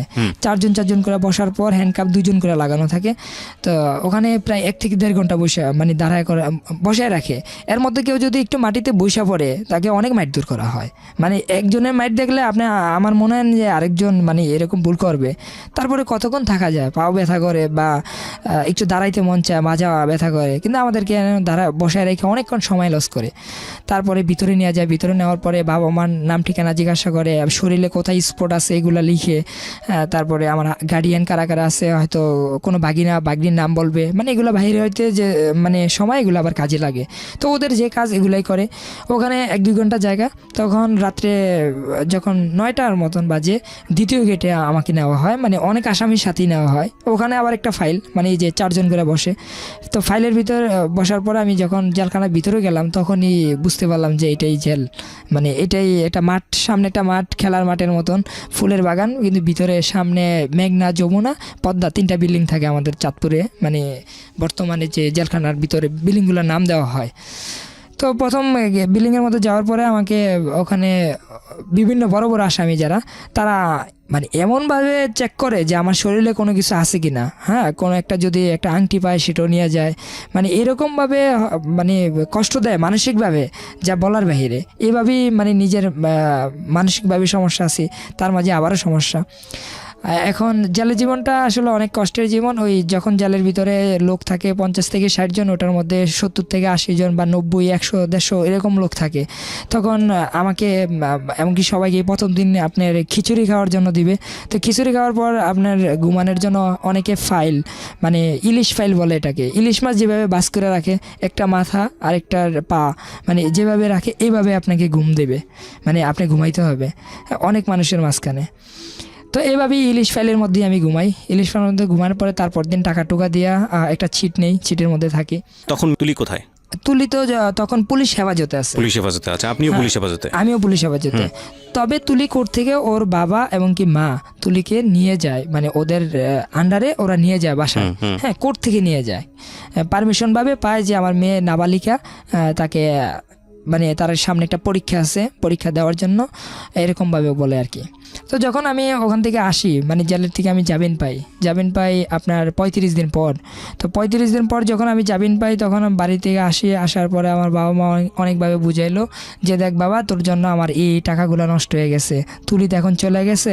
হ্যাঁ, তো তুলি তখন ক্লাস 10-এ টেস্ট পরীক্ষা দেবে, এরকম অবস্থায় কিন্তু আমি মামলাটা আমার হয়, তুলি যখন টেস্ট পরীক্ষা দেবে। ভয়ানক। তো ওখানে যাওয়ার পর আমি যখন আসার পরে আমার আব্বু একটা দলিল দেয় আমাকে, মানে স্ট্যাম্প, যে এটা একটু পর। তো পড়ার পরে আমি দেখলাম যে এটাতে লেখা আছে আপনার ছেলেকে, মানে ওর বাবা একটা সালিশের মাধ্যমে একটা করে স্ট্যাম্পের মধ্যে লেখা থাকে, মানে মূল উল্লেখটা আমি এটাই বলি যে এই কেস চালাইতে যত টাকা খরচ হয়েছে ওর বাবার সমস্ত টাকা দিয়ে দিতে হবে আমার আব্বুর। এবং কি এই জিশান জেল থেকে বাইরে হওয়ার পর 1 মাসের মধ্যে অন্যথায় বিয়ে করতে হবে, না হলেও মানে 2 লক্ষ টাকা জরিমানা। মানে এই স্ট্যাম্পগুলো এখনও আমার কাছে আছে। মানে আমাকে একটা চাপ সৃষ্টি করে হলো, তখন বললো যে বাবা আমরা তো এরকম না, অল্প বয়সে কাউকে বিয়ে করাই নাই, তারপরে এখন বাধ্যতামূলক তোর ভুলের কারণে বা আমাদের কপাল মানে ভুলের কারণে এখন তোকে বিয়ে করাই দিতে হবে, কারণ তোকে যদি বিয়ে না করায় আবার কে জরিমানা দিবে, আবারও ঝামেলা সৃষ্টি হবে। এইভাবেই আমাদের বংশে কেউ জেলে যায় নাই, ফার্স্ট তুই গেছিস, এখন তো মানে ইজ্জত নিয়ে মানে খুবই টানাহেঁচড়া চলতেছে। তখন আমি আমার আব্বুর দিক বিবেচনা চিন্তা ভাবনা করে তাদেরকে বোঝানোর চেষ্টা করলাম যে আসলে আব্বু আমি তো আসলে বিয়ের জন্য পাগল না, আসলে এই বিষয়টা তো এরকম, ওকে তো আমি ভালোবাসি, এখন আমি কি করবো। তখন আব্বু বললো যে এখন সবাই সব কিছু পায় না, মানে অনেকভাবে বোঝানোর চেষ্টা করলো আমাকে, আব্বু আম্মু তারপর আমার পরিবার সবাইকেই বোঝানোর চেষ্টা করলো যে আমাকে, যে অনেকে অনেক কিছু খুঁজে পায় না। কোর্টে হাজিরা চলতেছে আমার। তো একদিন আমি যখন হাজিরা তুলির সাথে আমার সাথে এর মাঝে কোনো যোগাযোগ নেই, তো আমি যখন কোর্টে হাজিরা দিতে যাই, চাঁদপুর সদর হসপিটালের ডক্টর শাহাদাত আমার কাজিন, তো হাজিরা দেওয়ার পর আমার কাজিনের সাথে আমি বসে কথা বলতেছি, ভাই এই বিষয় এখন কি করব, আমাকে তো এখন চাপ সৃষ্টি করতেছে, এখন আমার তো বিয়ের বয়স নেই, আপনি তো মানে একটু শিক্ষিত মানুষ আছেন, আপনি একটু বুঝান না পরিবারকে। এটা আমার সাদাত ভাই, অর্থাৎ মানে ডক্টর সাদাতকে, মানে উনি একজন আমাদের বংশের মধ্যে একটা উচ্চ ধরনের একজন ডাক্তার, যার কারণে ওনার কাছে আমি বিষয়টা যে শেয়ার করি যে ভাই ওকে তো আমি সত্যিই ভালোবাসি, ও বাসে, এখন এত কেষ্টি ছিল, এত কষ্ট পেলাম জেলের জীবনটা, এখন বাবারও টাকা নষ্ট হয়েছে, এখন কী করবো, আমারও ইন্টার পরীক্ষা এসে পড়ছে ফাইনাল, আবার ও SSC দিবে, এখন আমি যদি বিয়ে করে ফেলি আসলে আমার কাছে খুব খারাপ লাগতেছে। তুলি ওই দিনই বিকালবেলা, আমি বিকাল না মানে আমার 11টা সাড়ে 11টার দিকে তুলি আমাকে ফোন দেয় বলতেছে কেমন আছো, তাই আমি বললাম ভালো। চিনতে পারছো? আমি বললাম হ্যাঁ চিনতে পারছে। আমার আম্মু তো স্কুলের ম্যাডাম, সে তো তুমি তো ভালোই জানো, মানে আমি এটা বললাম যে ওর আম্মু স্কুলের ম্যাডাম বিদায় ও চলে গেছে, একটা মানে একটা ভোট চলতেছে, ভোট চললে স্কুলে যে ম্যাডামরা অনেকের কাজ থাকে ওখানে, আর আব্বু তো রোডে চলে গেছে, এখন বাড়িতে একজন পরিদার রাখছে। আমি ওনাকে ওদেরও বিল্ডিং ছিল আমাদেরও বিল্ডিং ছিল, ওই বিল্ডিংয়ের মধ্যে মানে দরজা বাড়ির থেকে লক করে আমি চলে আসবো, তুমি জাস্ট 12টা বাজে গাড়ি পাঠিয়ে দিবা, আমি এতটুকুই জানি, সব কথা আমার পিছনে রাখছো, এটাও রাখবা, তবে আবার কোনো ভুল করবা না, মানে আগের মতন কোনো ভুল যেমন না হয়। তা আমার কাছে একটা জিনিস আমি বসে বসে চিন্তা করলাম যে আমি যদি এখন বিয়ে না করি তো 2 লক্ষ টাকা জরিমানা, আবারও বাবার একটা মানে ঝামেলা, আর ওকে ছাড়াও আমি বাঁচবো না, ও বাঁচবে না, এরকম একটা পর্যায়ে চলে গেছি। তো ঠিক আছে আমি এইটাই করি, ওনার মেয়েকে বিয়ে করব, অর্থাৎ মানে তুলিকে বিয়ে করব। তো ওই দিনে আমি ওখানে যাই না, আমার 2টা বন্ধুকে ফোন দেওয়ার পরে 2জন বন্ধু আইসা ওকে নিয়ে যায় ওদের বাড়ির সামনের দিকে, ও বাড়ির দিকে লক করে দেয়। ওই মহিলা অনেক চিলাচিলি করে, কিন্তু ওদের বাড়িটা ছিল একা, যার কারণে অন্য কেউ আসতে পারে না, ও গাড়িতে ওইটা ঢাকার দিকে রওনা দিয়ে চলে আসে। তো আমি ওখান থেকে ঢাকার দিকে রওনা দিই, তুলির সাথে আমার সাথে দেখা হয় হাজীগঞ্জ, অর্থাৎ মানে তুলি হাজীগঞ্জ যায়, আমার 2জন বন্ধু নিয়ে ওখানে দিয়ে আসে, আর আমি ওখানে যাই। তো ঢাকা আসার পরে আমার এক কাজিনদের বাসায় আমি তুলিকে নিয়ে যাই, তখন আমার পরিবার খুব ক্ষিপ্ত আমার প্রতি, যে তুই এমন বড় কাজটা আবার করলি, ঠিক আছে আমি তোকে দেখবো না। তো আমার পরিবার আমাকে সাপোর্টই দিল না, সাপোর্ট না দেওয়ার পরে ওর পরিবার তো ওর কাছে নাই এখন বলতে, তো ওর পরিবার আর কখনো মানে আমার পরিবারের সাথে জানার চেষ্টা করতেছে যে আসলে কি মেয়েটা কোথায় গেছে, জিশানকে নিছি কিনা, আবার সে ওরা তো খুঁজে পাইতেছি না। তখন আমার পরিবার বললো হ্যাঁ আমার জানা মতে যে আমার ছেলেই নিছে অথবা আপনার মেয়ের সাথে চলে গেছে, কিন্তু ওরা কোথায় আছে সেটা আমরা জানি না। আমার সাথে যোগাযোগ করছিল, বলা হয়েছিল যে আব্বু আমার কিছু টাকা লাগবে। তখন আমি জিজ্ঞাসা করলাম তুই তো হাজিরা দিতে গেলি, ওখান থেকে হাজিরা শেষে কোথায় গেলি? তখন সে বললো যে আমি তুলিকে নিয়ে আসছে, আমার কিছু টাকা লাগবে। তো আমি কোনো টাকা টুকা দেখি নাই, জানি না ওরা কোথায় আছে। তো আমি যখন ঢাকাতে আসি আমার কাজিনদের মাধ্যমে কিছুটা হেল্প পাওয়ার জন্য, একজন কাজিন, আমি নাম বলবো না, তো ওনারা আমাকে ঢাকাতে রাখার পর আমাদের বিয়ে দেওয়ার জন্য একটা প্রস্তুতি চলতেছে। তো ওই প্রস্তুতির মধ্যে আমাদের বয়স আনার দিকে ঢাকাতে বিয়ে দিয়ে, কত সালের ঘটনা এটা? এটা 2012। 2012। জি, 2012 প্রায় শেষের দিকে।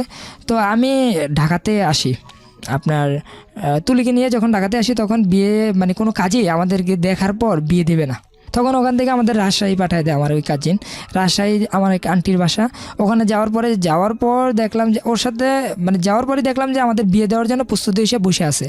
গাড়ি থেকে যখন নামলাম তখন বাসা 2 মিনিটের দূর। বাসা গেছে পরে গোসল টোসল করার পর বলে যে তোমাদের এখনই বিয়ে দিয়ে দেবো, মানে খুব সময় অল্প, আমরা সব রেডি করে রাখছি। তো ওখানে যাওয়ার পরে বিয়ে করলাম। বিয়ে করার পর ওই দিন বিকালবেলা হাঁটতেছি, বিয়ে করছি সকাল 10টা 10:30টার দিকে। বিয়ে শুধু কবুলটুই মানে কোনো মেয়ে বা কোনো ছেলে মানে কবুল পর্যন্তই বলা শেষ। হ্যাঁ, তারপরে আর মানে ওর সাথে আমার সাথে দেখা নেই। আমি চলে গেছি নদীর পার, পদ্মা নদীর পার। ওখানে যে বৈশা মানে নিজে নিজে অনেক কিছু ভাবতেছি যে আসলে কি করলাম, বিয়ে যে করে ফেললাম বা কি করব, মানে কোনো পরিকল্পনা নাই। এখন আমার সাথে ওরকম কোনো টাকা নাই, মানে আসলে কি করা যায় এরকম চিন্তা ভাবনা করতেছি। তখন ওই দিন প্রথম ওর যাওয়ার পথে তুলির জন্য আমি মানে তুলি তো এক কাপড়ই মানে বাড়ি থেকে বাইর হয়, ওরকম কোনো ওর ছবিগুলো আমার ফেসবুকে দেওয়া আছে। যখন ও যে কাপড় পরে বাহির হয়েছিল, যে 3 পিস পরা, মানে ওরকমভাবে ও কোনো গর্জিয়াস বলতে কিছুই নাই। তো আমি ভাবলাম যে ঠিক আছে, আমার এক ফ্রেন্ডে যেখানে আমি জব করতাম ওই জায়গায় ফোন দিলাম। ফোন দেওয়ার পরে আমি বললাম যে আমার কিছু টাকা লাগবে। তো ওরা কিছু টাকা পাঠায়, 15-20 হাজার টাকার মতন টাকা পাঠায়। তো ওই টাকা দিয়ে ওকে আমি মানে কিছু কেনাকাটা কইরা ওই দিনই নিয়ে গেলাম। তো প্রথম বাসর রাত্রে ওর সাথে আমার সাথে প্রথম রাত্রে। তো আমি এতই টায়ার্ড ছিলাম যে আমি যাওয়ার পরে বললাম যে ফার্স্ট তোমার সাথে শুইলাম, যাক অন্তত খুব ভালো লাগছে যে এত ঝামেলার পরও, মানে ওই ফিলিংসটাই আসলে আলাদা একটা ফিলিংস ছিল। তো ও বললো যে দেখো তোমার কাছে তুমি তো ঘুমিয়ে পড়তেছো। আমি বুঝলাম না, তুমি কি এতই ছোট, আজকে রাত্রটা তো তোমার মনে থাকার কথা। আমি বললাম যে ভাই তুমি তো আমার এখন বউ, তোমার সাথে যে কোনো সময় কথা বলতে পারবো, একটু ঘুমাইতে দাও। আমি সারাত্র জান্নিকের আসছে, তুমিও আসছো, এখন ঘুমাও, মানে ঘুমাইলে ভালো লাগবে। তো ও বললো যে ঠিক আছে, আমাদের তো বিয়ের আসলে কোনো ওরকম কোনো চাহিদা নাই, আসলে এটা মানে মনের একটা মেল, এটা আমিও বুঝতেছি তুমিও বুঝতেছো, তো আমার একটা কিছু কথা আছে। তো ও যে আগে থেকেই বুদ্ধিমান ছিল সেটা মানে আস্তে আস্তে বুঝতে পারবে। তো আমি বললাম যে কী কথা? পরে বললো যে তুমি কিন্তু আমার পড়াশোনা করাইতে হবে। আমি বললাম ভাই তোমার পড়াশোনা করাইলে তো এই সমস্ত বিয়েগুলো টিকে না, তারপরে কত ঝামেলার বিয়ে, কীভাবে করবো, এখন তো আমি ওয়ারেন্ট হয়ে যাব, পরে হাজিরা দিতে পারবো না, কইগুলো আমি দেখবো। পরে আমি বললাম যে তাহলে আমার একটা কথা আছে, মানে আমি ওরে মানে বোঝানোর চেষ্টা করলাম যে তুমি যদি আমার বাবা মার মনগুলো জয় করে নিতে পারো বা তাদের সাথে যদি একটু মিল করতে পারো, কখনো যদি তাদের সাথে মানে তোমার ভুল দেখি তাহলে তোমার পড়াশোনা বন্ধ হয়ে যাবো। আর যদি দেখি না তুমি তাদের সাথে ঠিক মতন আছো, তাহলে আমি তোমাকে পড়াশোনা করাবো, কারণ তুমি অনেক মেধাবী একজন ছাত্রী, সেই হিসাবে আমি বললাম। তো ওর কিছুদিন পর পরীক্ষা, 2-3 মাস আমি এদিক সেদিক থাকি তুলিকে নিয়ে, বিভিন্ন আত্মীয় স্বজনের মাধ্যমে থাকি। তো তুলির যখন পরীক্ষা এসে পড়ে, তখন পরীক্ষার কিছুদিন আগে ওই উপজেলা চেয়ারম্যানের সাথে আমি যোগাযোগ করি যে তুলিকে আমি পরীক্ষা দেওয়াবো, ওর এডমিট কার্ড এবং এগুলো কী কী লাগবে। ইন দ্য মিন টাইম ওর বাড়ির কি অবস্থা, তুলির বাসার কি অবস্থা, কি চলতেছে কিছু জানতে পারছেন? হ্যাঁ, এর মধ্যে তুলির বাবা, তুলির মা আমার সাথে যে সবসময় ফোনে কথা বলতো, তুলির সাথে কথা বলতো যে কেমন আছো, কী বিষয়, মানে তখন ওনারা একটু নর্মাল হয়ে যায়। আর সবসময় কথা হইতো, খাবার দাবার করছে রে, কিন্তু শুধু লোকেশনটা বলতাম না কোথায় আছি, আর সমস্ত কিছুই বলতাম যে কি করতেছি বা কি করব। তখন আমি ওর বাবা মার সাথে এমনকি সবার সাথে যোগাযোগ করার পর ওকে পরীক্ষা দেওয়ার জন্য একটা প্রস্তুতি নেই। তখন আমার ওর যেমন কালকে পরীক্ষা, তার আগের দিন আমি আমাদের গ্রামের বাড়িতে তুলিকে নিয়ে যাই। তার সাথে আমার পরিবারের সাথেও যোগাযোগ হয়, মানে সবার সাথে যোগাযোগ করেই চেয়ারম্যানের সাথে যোগাযোগ করে আমি ওকে নিয়ে যাই যে আমি তো এখন গেলে আমি তো পুলিশে ধরবো, তো তুলি পরীক্ষা দিবে না, পুলিশ ধরলে আমাকে নিয়ে যাবে, কোনো সমস্যা নাই, মানে আমি এরকম কথা বলছি, কিন্তু তুলি পরীক্ষা দিবে না। পরে ওনারাও বুঝতে পারছে যে তুলি আমাকে যদি মানে আমি একটা চাপ সৃষ্টি করে দিলাম আর কি। তো ওর বাবা পুলিশকে বলে দিছে যে আপনারা এখন কোনো অ্যারেস্ট করার দরকার নাই, যেহেতু সে এখন আমাদের জামাই হয়ে গেছে, তো ও পরীক্ষাটা দেখ, আগে পরীক্ষা দেখ, পরে একটা বিষয় এটা আমরা একটা মিল করব। তো আমাদের বাড়ি থেকে সে এসএসসি পরীক্ষা দেয়, আমার আব্বু এতে অনেক সহযোগিতা করে, যে সে তো একজন স্কুলের টিচার ছিল, যার কারণে আব্বু মানে পড়াশোনার দিকটা একটু ভালোভাবে কেয়ার করে। তো আব্বু ওখানে নেওয়ার পর যখন আমি বাড়িতে যাই আমার পরিবার একে মাইনে নেয়, আমাকেও মানে যখন এসএসসি পরীক্ষা দেওয়ার জন্য যাই তখন তুলির বাবা মার মানে ওদের স্কুলের পাশেই তো মানে ওর পরীক্ষার হল পড়ছে, তো ওদের বাড়ির পাশ দিয়ে যাওয়ার পথে আমি বললাম যে ওর বইগুলো দিয়ে দেন। তার আগে আমি কিছু বই ওকে কিনে দিয়েছিলাম, ওগুলো পড়তেছে পুরানো বই। তো ওর বইগুলা দেওয়ার জন্য ওর বাবা মার সাথে আমি ফোনে কথা বলে বললাম আপনি বাড়ির সামনে আসেন। তো ওর আব্বু আসে না, ওর আম্মা আসে, আইসা তুলির সাথে আমার সাথে দেখা করে কথা বলে। তো আমার যে একজন শাশুড়ির সামনে মানে যতটুকু মানে করা দরকার একজন জামাই, আমি ঠিক ততটুকুই করি রাস্তায়, মানে ওনাদের অতটুকু সম্মান করি। তারপরে এসএসসি পরীক্ষা শেষে ওর বোন যোগাযোগ করে, দেখে ওর ভাই স্কুলে ওই যে পরীক্ষার হলে কেন্দ্রের মধ্যে যায়, যাওয়ার পরে ওর সাথে দেখা করে, কিন্তু আমাদের বাড়ি থেকেই এসএসসি দেয়। এসএসসি দেওয়ার পরে আমি ঢাকা চলে আসি, ওকে নিয়ে শ্যামপুর মডেল স্কুল অ্যান্ড কলেজে ওকে এসএসসি দেওয়ার জন্য এসএসসি শেষে ইন্টারে ভর্তি করাই। তো ও সায়েন্সের ছিল। তো ইন্টারভিউ যখন ভর্তি করে তখন আমি একটা সমস্যা পড়লাম, সেটা হলো যে আমার পরিবার বলতেছে যে তুমি তো সমস্ত টাকা পয়সা হয়তো পরিবার থেকেই নিতেছো, তুমি তো কোনো কাজ টাজ করো না, তো তখন তুই নিজেও পরীক্ষা দিবা এবং কি তোমার বউকে তুমি পড়াইবে, এটা তো হয় না। এটা সমাজে একটা মানে কি মানে ছোটোখাটোভাবে এটা আস্তে আস্তে প্রচার হইতেছে আমার কাছে। তো আমার কাছে খুব কষ্ট লাগতো। তো একদিন তুলিকে আমি জিজ্ঞাসা করলাম যে দেখো হয়তো তুমি পড়ো না, আমি পড়ি, কারণ দুজনে পড়লে ভরণ পোষণ দিবে গে, আর কতদিন হয়তো আব্বু দিবে, আব্বুর অনেক টাকা আছে থাকলেও কি মানে আমার কাছে মানে আমার তো কিছু নাই। বিরতি। তুলির পরিবারের সাথে মোটামুটি মিল, মানে আসা যাওয়া চলতেছে। তো এর মাঝে আসলে আমি তখন বুঝতাম না যে আসলে আমি বিয়ে কাকে বলে বা সংসার কাকে বলে, এগুলো কিচ্ছু বুঝতাম না। তো ঢাকা একটা বাসা ভাড়া নেওয়ার পরে আব্বু আমাকে টাকা নিয়ে মানে সমস্ত কিছু কিনা দেয়, মানে নিজের এক টাকাও নেই কিন্তু সমস্ত বাবার টাকা, আব্বুর টাকা দিয়েই আমি ঘরে সব কিছু কেনার পরে আমাকে একটা ব্যবসা দেয়। ব্যবসাটা হলো যে তুই কী করবি আমাকে জিজ্ঞাসা করলো, তখন আমি কম্পিউটার সার্ভিসিংয়ের টাইপিং, মোবাইল কম্পিউটার, তারপরে আপনার বিকাশ লোড, স্টেশনারি মালামাল একটা দোকান দিই, দোকানটার নাম থাকে মতলব টেলিকম। তো দোকানটা অ্যাডভান্স ছিল 3 লক্ষ টাকা, আর মোটামুটি মালামাল ফটোকপি মেশিন টেশিন কেনার পর ওগুলো আব্বু সমস্ত টাকা খরচ করে প্রায় 10 লক্ষ টাকা। তো দেওয়ার পর ওই দোকানটা আমি শ্যামপুর পোস্তগোলা বরিতলায় আর কি, অনেক বন্ধুবান্ধব হয়তো ওখান থেকে আমাকে শুনতেছে যে তাদের সাথে অনেক দিন চলছি, মানে মনে পড়ে গেল আর কি। তো যাই হোক, ওখানে ইসমাইল ভাই নামে একজন আছে, ওনাকে খুবই মিস করি আমি, কথার ফাঁকে বলে ফেললাম। তো তুলি যখন ফার্স্ট ইয়ারে পড়ে শ্যামপুর মডেল স্কুল অ্যান্ড কলেজে, তখন আমাদের হঠাৎ করে তুলি মানে অসুস্থ হয়ে যায়, ওকে হসপিটাল নেওয়ার পরে জানতে পারি ওর 4 মাসের অন্তঃসত্ত্বা। তো যেটা আমি আগেও বলছিলাম যে আমি কখনো বুঝতাম না বা ওইরকমভাবে, এখন যেটা বুঝি আর কি, তখন বুঝতাম না আসলে কীভাবে কি মানে বিষয়টা কীভাবে একজন সন্তান জন্ম হয় বা কীভাবে কি হয়, আমি তখন বুঝতে পারি না, যেটা একদম ক্লিয়ার। যখন হসপিটাল নেওয়ার পরে ও বললো যে আপনার ওয়াইফ তো এরকম, আসলে তেমন একটা সমস্যা না, তখন আমি প্রচুর কান্নাকাটি করি যে আসলে আমি তো এটা চাই নাই, আমি চাইছিলাম যে ওর একটা ইচ্ছে ছিল মেডিকেলে ডাক্তারি পড়বে, আমি চাইছিলাম যে ও ডাক্তারি পড়বে, আসলে আমরা বুঝতে পারি নাই, মনটা খুবই খারাপ লাগে। তো তুলি কী করলো, ওখান থেকে বললো আমার বাবা মাকে বিষয়টা জানাইলো ফোন দিয়ে। তো বাবা মা বললো এটা তো খুশির ব্যাপার, আচ্ছা সমস্যা নাই, এটা কোনোভাবে কোনো নষ্ট করা যাবে না, যা আছে ঠিক আছে তাই থাকবে। তো যাই হোক, ও ইন্টারের লাস্টের দিকে আমাদের সন্তান জন্ম হয় আপনার সিজারে যখন ছেলে হয় তখন 3 তারিখ আপনার মার্চের 2014 সালে আমাদের সন্তান জন্ম হয়, আর আমাদের বিয়ে হয় 2012 সালের 29 নভেম্বর আমাদের বিয়ে হয়। তো এর মাঝে যখন বাচ্চাটা মানে যে হসপিটালে হয় সেটা হলো জেনারেল হসপিটাল আপনার এলিফেন্ট রোড। তো ওখানে ডক্টর সুহিলি ম্যাডাম ওর মানে সিজার করে, অনেক টাকাই খরচ হয় ওখানে, ওইটাও আমার আব্বুই দেয়। তো আমি যখন ব্যবসা করতেছি নতুনভাবে, মানে দোকানদারি করতেছি, মোটামুটি আমি ব্যবসাটা ভালোভাবে উঠে নিতেছি, আর আমি কম্পিউটারে মোটামুটি টাইপের কাজগুলো খুব ভালো জানতাম। তো আমার যখন সন্তান এক মাসের হয় তখন আমি তো ঢাকা বাসাতে থাকি। তো 1 মাসে যখন সন্তান হয় তুলি তখন কলেজে যায়, তারপরে মানে 1 মাসের বাচ্চা ওরাই ও কলেজে যাচ্ছে, 1 মাসের বাচ্চা মানে রাখার পর ও কোচিংয়ে যাচ্ছে।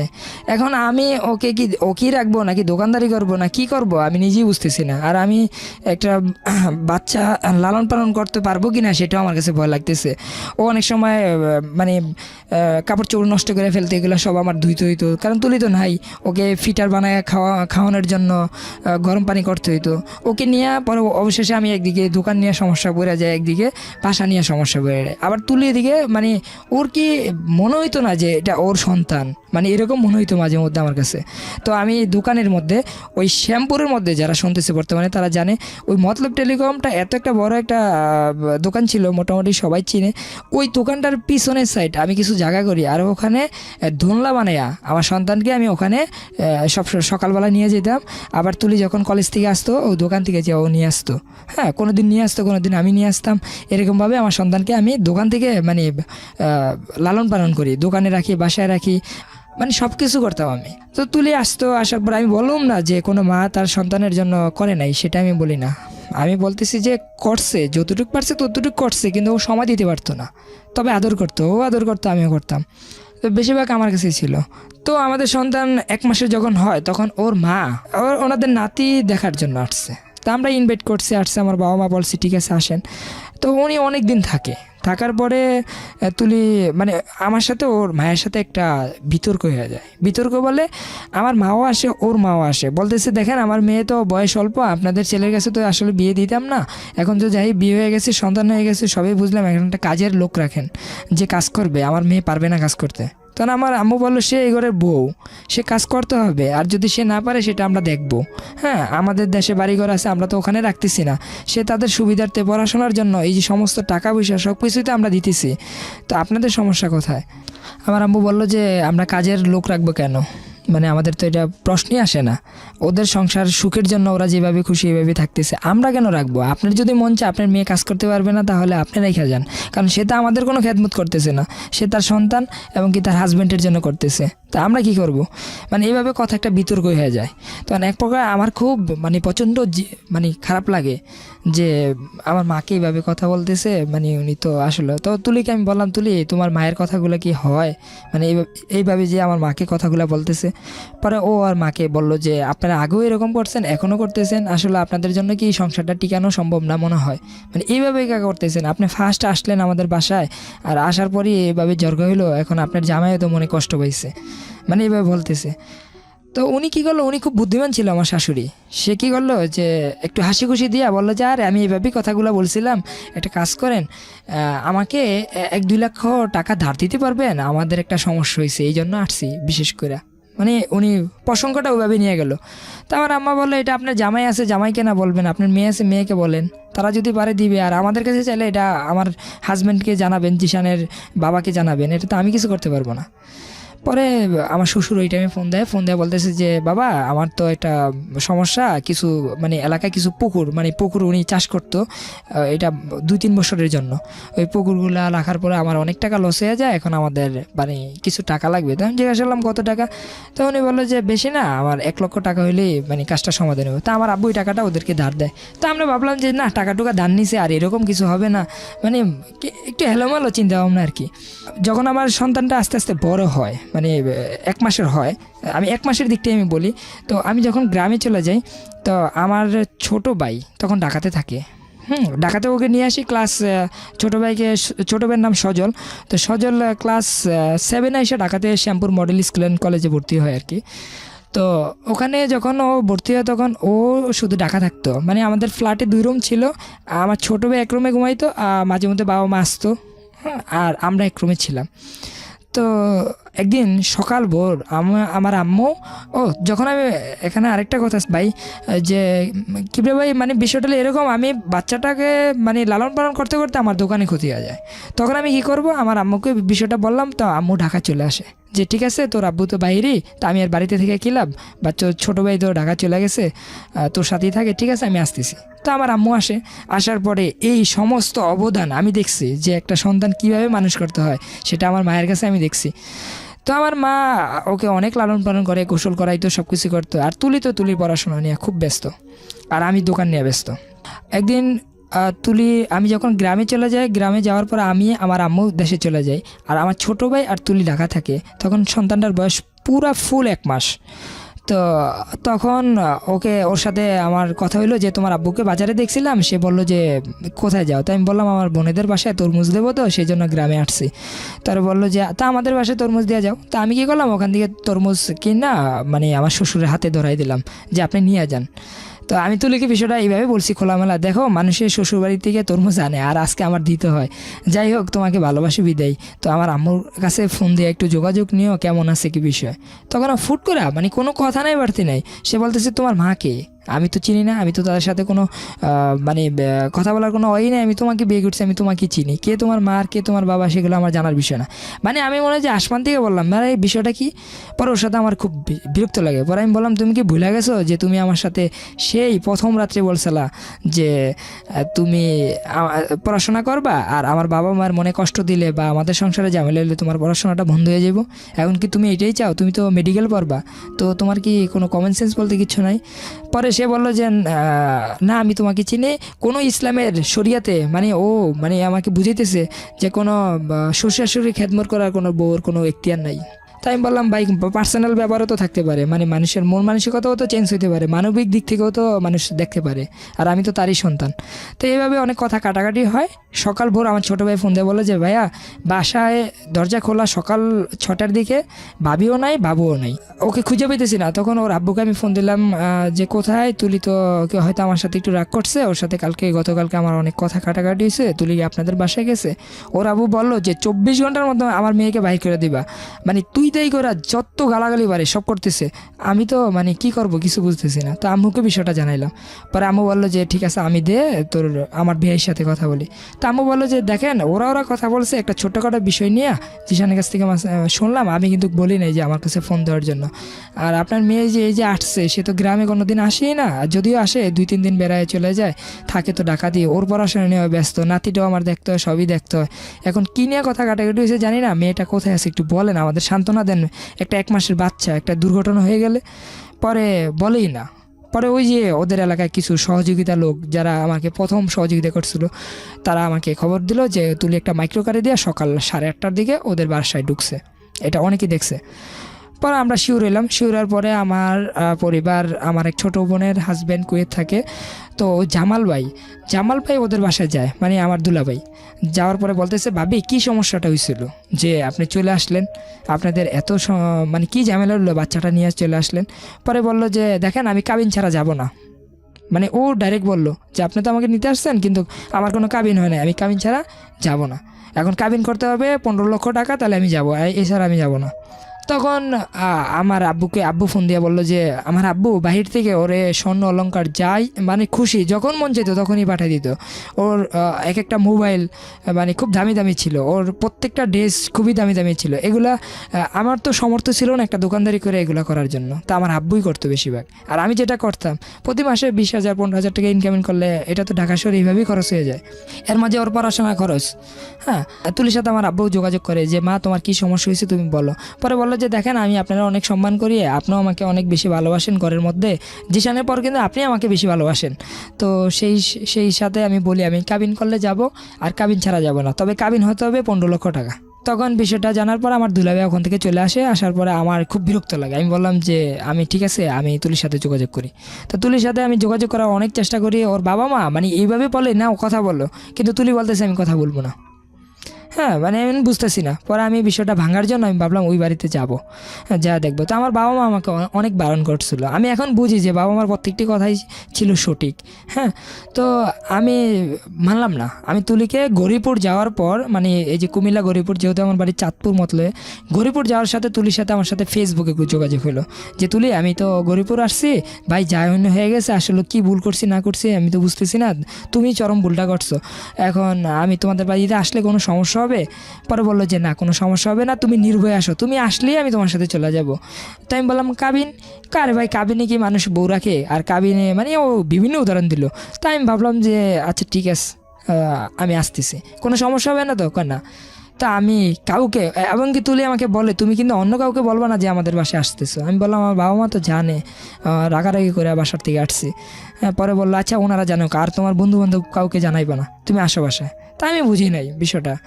তা আমি ওদের বাসায় যাই, যেহেতু তুলির ও আমার স্ত্রী, ওই তো আমার সব কিছু, মানে আমি এরকম ভাবতাম এর চেয়ে বিশ্বস্ত লোককে।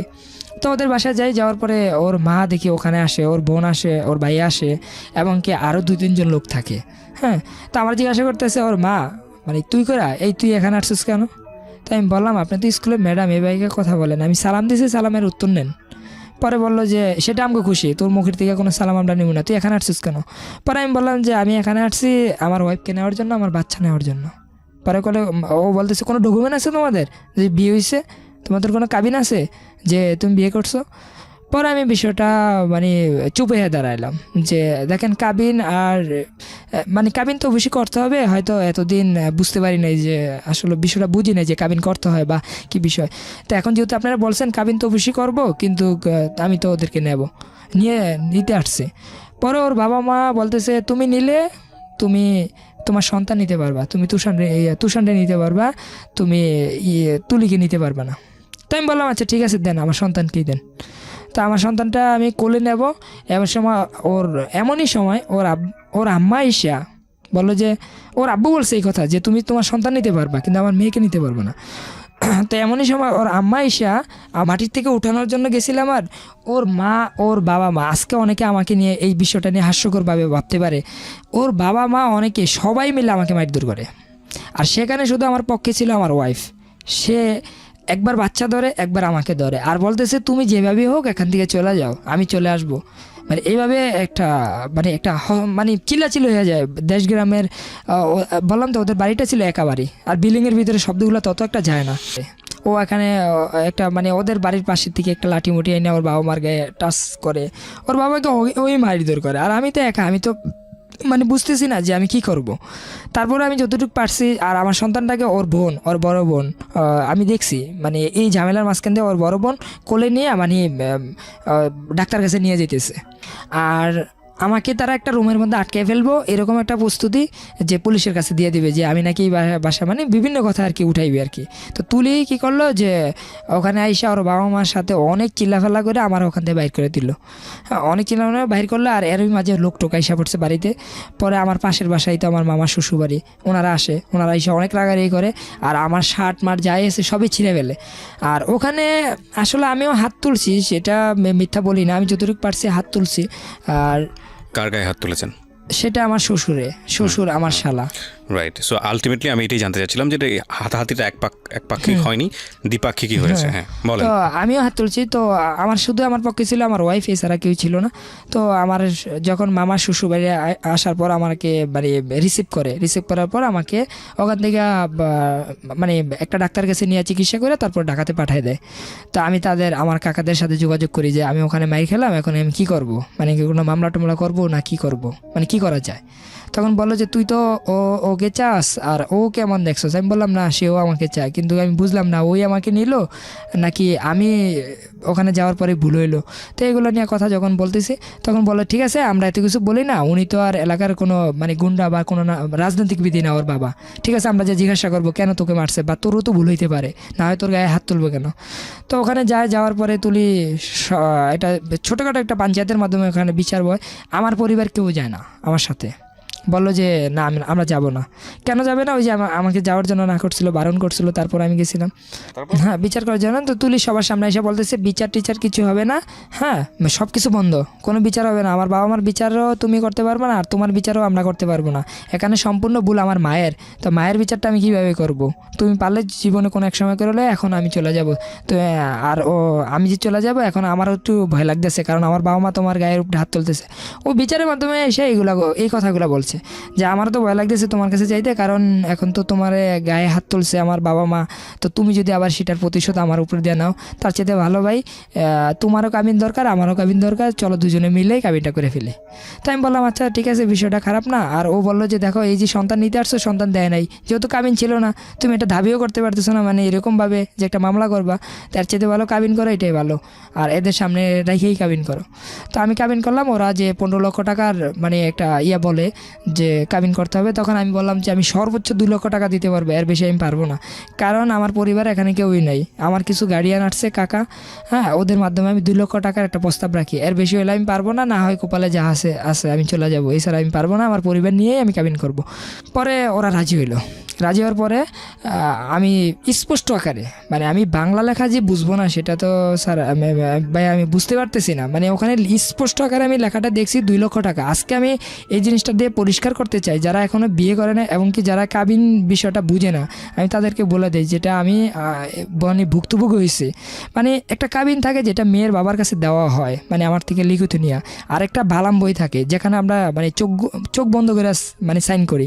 তো আমার যে ঘটনাটা ঘটে যে আমাকে বলে এই যে এখানে দেখছো না 2 লক্ষ টাকা, আমি বললাম হ্যাঁ, তো 2.5 লক্ষ টাকা কাবিন, 50,000 টাকা উসুল, আর 2 লক্ষ টাকা বাকি। 2 লক্ষ টাকা কাবিনটা পরবর্তীতে আমরা একটা যে বালাম বইয়ের মধ্যে কাজী বললো যে তুমি এখানে একটা সাইন দাও, যে সাইনের মধ্যে লেখো যে যে তোমাদের বিয়ে হয়েছে, যে একটা আমাদের একটা ডকুমেন্ট সরকারি ঘরে যাবে। তো আমি চোখ বন্ধ করে ওখানে সাইন দিয়ে দিছি, কিন্তু পরবর্তীতে মানে জানতে পারছি যে ওইটা আমাদের কাবিন প্রথমটা ছিল ফলস, আর দ্বিতীয় যেখানে আমি সাইন দেই ওখানে কাবিন করে 4 লক্ষ টাকা আর 50,000 টাকা উসুল দেয়।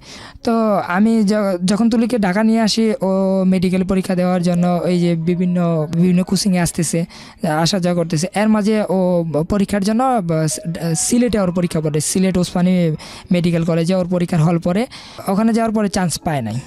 চান্স না পাওয়ার কারণে ও ঢাকা বিশ্ববিদ্যালয়ে পরীক্ষা দেয়, ওখানে গ্রাসতত্ত্বনীতিতে চান্স পায়, সেটা পড়বে না সে। তারপরে জাহাঙ্গীরনগরে পরীক্ষা দেয়, বিভিন্ন জায়গায় পরীক্ষা দেয়, মানে সরকারি অনেক জায়গায় পরীক্ষা দেয়। অবশেষে সে ধনিয়া ভার্সিটিতে ভর্তি হয়, ইংলিশে অনার্স। তো পড়াশোনা করতেছে, এর মাঝে আমার সন্তান বড় হইতেছে। তুলির বাবা মার সাথে আমাদের কোনো যোগাযোগ নাই, ওই যে মারামারির পর থেকেই আর কোনো যোগাযোগ নেই। তুলি যখন মানে ওখানে মানে ফার্স্ট ইয়ার পরীক্ষা দেয়, তখন ওর বাবা মা একটা প্রস্তাব পাঠায় যে এদের সাথে মিল করার জন্য, ওর দুলাভাইয়ের মাধ্যমে, বিভিন্ন মাধ্যমে। তো দোকানের মধ্যে ওর বাবা মা, ওর আব্বু, ওর আম্মু সবাই মিলে আমার দোকানের মধ্যে আসে। তা এসে বলতেছে যে বাবা জামিনও হয়ে গেছে, আজকে 3-4 বছর আমার মেয়েটা আমাদের বাসায় যায় না, বা তোমাদেরকে ওরকম সম্মান দিতে পারতেছি না, তো এটা মিল হয়ে যাও। তো আমি বললাম ঠিক আছে, আমার ওয়াইফের সাথে আমি যোগাযোগ করে আমি বিষয়টা আপনাকে জানাবো। তো এখন বাসায় যান, বাসায় যা কথা বলেন। কেন এখন যাব না, তুমি যদি বলো তাহলে তোমার সাথে মিল হয়ে তোমাদেরকে ইনভাইট করবো আমাদের বাসায়, আইসো গার্ডিয়ান নিয়ে, এটা মিল হয়ে যায়, এখন আর এগুলো করার সময় নেই। তো আমি বললাম ঠিক আছে, ভালো প্রস্তাব। তো আমার পরিবারের সাথেও যোগাযোগ করলাম, ওনারা বললো যে ঠিক আছে এটা মিল হয়ে যাও। তো আমার ওয়াইফ বারবার বলতেছে না আমি তাদেরকে চিনি, আমার বড় বোনকে নিয়ে অনেক সমস্যা হয়েছে, মানে ওর বড় বোনকে নিয়ে অনেক ঝামেলা হয়েছে। যাক ওই প্রসঙ্গে আমি আসি না, আমি আমারটা নিয়েই বলি। তো তুলি অনেক বারণ করছিল, তারপরেও আমি বললাম যে ঠিক আছে আপনারা আমাদের বাসায় যান বা গ্রামে যান, গ্রামে যে আমার আম্মুকে দাওয়াত করেন, আমরা আসবো। তো ওর আম্মু আর হলো আমার ওর ছোটো ভাই ওখানে যায় আমাদের বাসায়, যা কিছু কেনাকাটা করে নিয়ে যায়, তারপরে বলে যে আপনাদের দাওয়াত করলাম, আপনারা আসেন আমাদের বাসায়। তো আমরা 20-25 জন লোক ওখানে যাই ওদের বাসায়, আমার বন্ধু বান্ধবকে নিয়ে যাই ঢাকার থেকে। তো সবারই খাবার দিছে, কিন্তু আমার খাবারের সময় ওদের খাবারটা শেষ হয়ে গেছে। আসলে আমি খাবার নিয়ে কথাটা বলতাম না এখানে, হয়তো অনেকে অনেক মানে ছোটো মনে করতে পারে আমাকে, কিন্তু বিষয়টার লোক সবার সামনে আমাকে অপমান করা হয়েছে আর কি। তো যাই হোক, আমি এই বিষয়টা কোনো কথাই আমার ওয়াইফকে আজও পর্যন্ত বলি নেই, আজকেই বললাম, আমার কাছে অনেক কষ্ট লাগছে। তো ওই দিনই আমার ওয়াইফকে নিয়ে আমি চলে আসি, এমনকি তাদেরকে দাওয়াত করি যে আমাদের বাসায় আসেন, আপনারা লোকটোক নিয়ে আসিয়া মানে আমাদের বাসায়ও খাওয়া দাওয়া করেন। তো ওরা আর আমাদের বাসায় বললো যে আসবো বলতেছে, তোমার আব্বু তো বাহিরে, উনি আসুক তারপরে আমরা যাব। তো এরকম একটা কথা চলতেছে, আমি ঢাকা হিসাবে ব্যবসা করতেছি। তো তার মাঝে তুলি প্রায় সময় ওদের বাসায় যাইতো, মানে আমাকে নিয়ে যেত। তো যখন ওখানে যাইতাম আমার শ্বশুরবাড়িতে, তখন আমি অনেক কিছু ফ্লো করতাম যে ওরা আমাকে মানে একটু অন্য চোখে দেখে, অন্যভাবে দেখে। তো যাই হোক, কিন্তু আমি আমার ওয়াইফ এগুলা নিজেই, সে অনেক রাত্রে কান্নাকাটি করে আমাকে বলে যে আজকে। আচ্ছা, 1 মিনিট একটু থামাচ্ছি আপনাকে। একটা হচ্ছে অন্য চোখে দেখার পেছনের কারণটা কি, মানে আপনার অর্থনৈতিক অবস্থা তাদের অর্থনৈতিক অবস্থার মধ্যে পার্থক্য আছে, বিষয়টা কিরকম? না, সেটা এরকম না, মানে অর্থনীতি যদি সঠিকভাবে মাপা হয় ওদের তুলনায় আমাদের একটু ভালো আছে, যদিও আমার না, সেটা আমার বাবার। আচ্ছা, হ্যাঁ, আপনার স্ট্যাটাসটা তেমন একটা ছিল না, আপনার লেখাপড়া শেষ হয় এসএসসি পড়া অবস্থাতেই, আমার ইন্টার পর্যন্ত। আর আপনার ওয়াইফ তখন অনার্স থার্ড ইয়ারে। তো এখন যখন ও ওই বাড়িতে আসা যাওয়া করতেছে প্রচুর পরিমাণে, একটা ভালো মিল হয়ে গেল। তো ওর বাবা মা আমার বাসায় আইসা বেড়াইতেছে, ওর বোন আসতেছে, সবাই আসতেছে, আমিও যাইতেছি। তো এরকম সুন্দর একটা পরিবার চলতেছে। তো এর মাঝে এই যে আবার রোজা ঈদে রোজা ঈদের কথা বলি, তো আমার এক জেঠি আম্মা মারা যায় ঈদের 4 দিন আগে। তো আমার আম্মু আইসা বলতেছে যে দেখ দোকান তো এখন তুই একদিনের জন্য বন্ধ রাখ, তো জেঠি আম্মা মারা গেছে দেশে যাই দেবো। তো আমি বললাম যে ঈদের 4 দিন আগে যদি দোকানটা বন্ধ করে দিই তাহলে অনেক কষ্ট হয়ে যাবে আমার জন্য। তো একটা কাজ করেন, এখন তো দোকানটা ভালো চলবে, তো তুলিকে নিয়ে যান, তুলি আর তুষানকে নিয়ে যান। তো তুলি আর তুষান যাওয়ার জন্য রাজি না আমাকে ছাড়া, তারপরেও আমি ওদেরকে পাঠাই। তো ও আমার আম্মুর সাথে সকাল ভোরে 8টার দিকে রওনা দেয়, দেশে যায়, জানাজা শেষ করে তারপর আমার সাথে মেসেজে কথা হয়। আমরা কিন্তু সবসময় মেসেজে কথা কে বলি। মারা গিয়েছে? আমার জেঠি আম্মা গ্রামের। ওকে। তো তুলি ওখানে যাওয়ার পরে আমাকে সব কিছু আপডেট জানাচ্ছে যে মেসেজের মাধ্যমে কোথায় কী করতেছে। তো হঠাৎ করে আমি যখন ও এখান থেকে যায়, তো ওর সাথে আমার সাথে আজকে এই যে 1 বছর মিল হয়েছে ও আমার পরিবারের সাথে, একটা বিষয় নিয়ে দ্বন্দ্ব হইতো সবসময়। সেটা হলো ও বাড়িতে গেলে যদি বলতো যে আজকে আসবে, আজকে আসতো না, আর 4-5 দিন পরে আসতো। এই জিনিসটা আমার কাছে কেন জানি খারাপ লাগতো। মানে ও সব কথা আমার রাখতো, যে আমি যেভাবে বলতাম সেভাবেই চলতো, বা ও যেভাবে বলতো আমি সেভাবেই চলতাম, কিন্তু এই কথাটা ও রাখতো না। তো এটা নিয়ে আমি আম্মুকে যখন তুলি আমার বাসার থেকে যায়, তখন আমি সকালবেলা আম্মুর সামনে বলি যে এবার আর আশিনপুর পাঠাবেন না, মানে আমার শ্বশুরবাড়িতে তুলিকে দিবেন না। হ্যাঁ, তো আর যদি দিতে চান তাহলে আমার সাথে যোগাযোগ করবেন। তুলিকে বললাম ঠিক আছে, তুলিকে বললো যে হ্যাঁ তুমি যেটা বলবা সেটাই। তো ও বাড়িতে যাওয়ার পরে মেসেজে কিন্তু আমার সাথে যেভাবে কথা বলতেছে আমি কিন্তু বুঝতে পারছি ওর মনটা খারাপ। তো আমি প্রশ্ন করলাম ঈদের 2 দিন আগে যে তোমার মনটা প্রচুর খারাপ কেন? তুমি বুঝতে পারছো? আমি বললাম হ্যাঁ। অনেক বছর তোমাদের বাড়িতে থেকে ঈদ করতেছি, এবার যদি আমাদের বাড়িতে ঈদ করতাম হয়তো ভালো লাগতো। তো আমি বিষয়টা মানে খুব গুরুত্বপূর্ণভাবে মানে মাথায় রাখি। তো ওরা আমি মেসেজ দিয়ে বললাম ঠিক আছে তুমি বাবা মার সাথে আমাকে বইলা তুমি চলে যাও, ওখানে ঈদ করো। তো অনেক খুশিতে ওই দিনে বিকালে বললো তাহলে আমার আরেকটা কথা রাখো, আমি আজকেই চলে যাই। বললাম আজকে কেন? ঈদের তো আরও 2 দিন বাকি আছে, তুমি কালকে যাও। কারণ আজকে আমাদের বাড়িতে একটা মাহফিল, আমার আম্মু অনেকবার ফোন দিতেছে, আব্বু ফোন দিতেছে, ওই মাহফিলের মধ্যে মানে আমার থাকলে হয়তো একটু সুবিধা হবে। তো আমি বললাম ঠিক আছে। তো আমার আম্মার সাথে যোগাযোগ করলাম, আব্বুর সাথে যোগাযোগ করলাম, পরে বললাম যে ঠিক আছে তুমি চলে যাও। তো আমার আম্মু ওই যে খেয়াঘাট পর্যন্ত, মানে আমার বাড়ির থেকে ওদের বাড়িতে যাওয়ার পথে একটা নৌকাঘাট পড়ে আর কি, ওই খেয়াঘাট পর্যন্ত আমার সন্তানকে এমনকি তুলিকে নৌকাতে উঠাই দিয়ে আসে ট্রলারের মধ্যে। তো ট্রলার থেকে পার হয়ে তুলি মেসেজ দিতেছে যে আমি বাজারে আসি, তারপরে বলতেছে সিএনজিতে উঠছে, ওই বাড়িতে যাওয়া মেসেজ দিছে। তারপরের দিনও কথা হয়েছে মেসেজের মাধ্যমেই, ফোনে কথা হইতো খুব অল্প, আর আমিও ছিলাম ব্যস্ত। তারপর ওদের ঈদ হইলো। তো ঈদের দিন এই প্রথম আমি ঈদে বাড়িতে যাই না এই কারণে কি আমার টাকা পয়সাটা একটু, আমি আগেও বললাম যে আমার দোকানে একটু সমস্যা চলতেছে, মানে দোকানটা ফটোকপি মেশিন নষ্ট হয়ে গেছে, কম্পিউটার নষ্ট হয়ে গেছিলো, এগুলো নিয়ে আমি খুব মন খারাপ যে এখন যদি দোকানটা বন্ধ থাকে তাহলে আমার জন্য খুবই সমস্যা পড়ে যায় মধ্যে। তাছাড়া ওর সামনে আবার এডমিশন ফি দিতে হইব, মানে এরকম অনেক চিন্তা ভাবনা পড়ে যায়। তো আমি ঈদের যাই না। তো ঈদের দিন আমি যখন বাইতুল মোকাররমে ঈদের নামাজ পড়ার পর ও আমাকে ফোন দিল। ঈদের দিন আর কোনো কথা হয় না আমার সাথে, মানে ঘুম থেকে উঠে আমি নামাজ পড়তে চলে আসছি, মোবাইল বন্ধ ছিল। তো ফোন দিল ফার্স্ট, বললো যে কেমন আছো? তা আমার না চোখের পানি এসে পড়ছে, মানে কান্না চলে আসছে যে এই তোমাদের ছাড়া ঈদ করতেছি, বাবা মা ছাড়া ঈদ করতেছি, আজকে টাকার জন্য এত কষ্ট করতেছি। তো আসলে তোমরা ওইভাবে বুঝো না, এই যে ওই বাড়িতে গেছো, এখন আব্বু তো ফোন দিয়ে আমার সাথে অনেক রাগারাগি করতেছে, বলতেছে যে আমি বউর জন্য কাপড় চোপড় আনলাম, নাতির জন্য আনলাম, এখন বউরে তুই পাঠাই দিলি, এখন আমি কোন দিকে যেতাম? পরে সে বললো যে আমি তোমার জন্য কান্নাকাটি করি আর তুমি তোমার বাবা মার জন্যই কান্নাকাটি করো, এত বাবা মার ভক্ত আমি কখনো দেখিনি। তো আমি এটা বলার পরে আমার একটু বিরক্ত লাগে। তাই আমি বললাম যে এটা কেমন কথা, মানে ওর সাথে আমার সাথে ফোন একটু তর্কের মতনই চলতেছে। তাই আমি বুঝতে পারলাম আজকে ঈদের দিন যাক ওর সাথে তর্ক করবো না। তাই আমি বললাম যে দেখো ভাই আজকে ঈদের দিন, আজকে তর্ক করবো না, আমি কালকে আসতেছি, তুমি কালকে আমাদের বাড়িতে চলে আসো। পরে বললো হ্যাঁ তুমি তো আমাকে মানে বলেই দিছো ঈদের পরের দিন তোমাদের বাড়িতে যাইতে তো হবেই, তো ঠিক আছে। তো সন্ধ্যায় কথা হয়েছে, পরে আমার মেসেজ দিয়ে বলতেছি দেখো কান্নাকাটি করো না, খাবার খাইছো কি না, তো অনেক কথা, মানে একজন স্বামী স্ত্রীর যা কথা থাকে আর কি। তো অনেক কিছু বলার পরে তারপরের দিন আমি ফোন দিয়ে বললাম যে আব্বু তো ফোন দিতেছে, আম্মাও ফোন দিতেছে, আমার ছোটো বোনরা বড় বোন আমাদের বাসায় আসছে এখন তুষানকে দেখার জন্য, সবাই মানে আবদার রাখতেছে, এখন তুমি চলে যাও তাড়াতাড়ি, আর আমি আজকে না পারলে কালকে চলে আসবো বাড়িতে। পরে এসে বলতেছে আচ্ছা ঠিক আছে। তো সকাল চলে গেল, দুপুর দিকে ফোন দিলাম, রওনা দিছো? না রওনা দেয় নাই তো, একটু পরে দেবো। তা আবার 2টার দিকে ফোন দিছি, তখন আমার ছেলে ফোনটা ধরলো।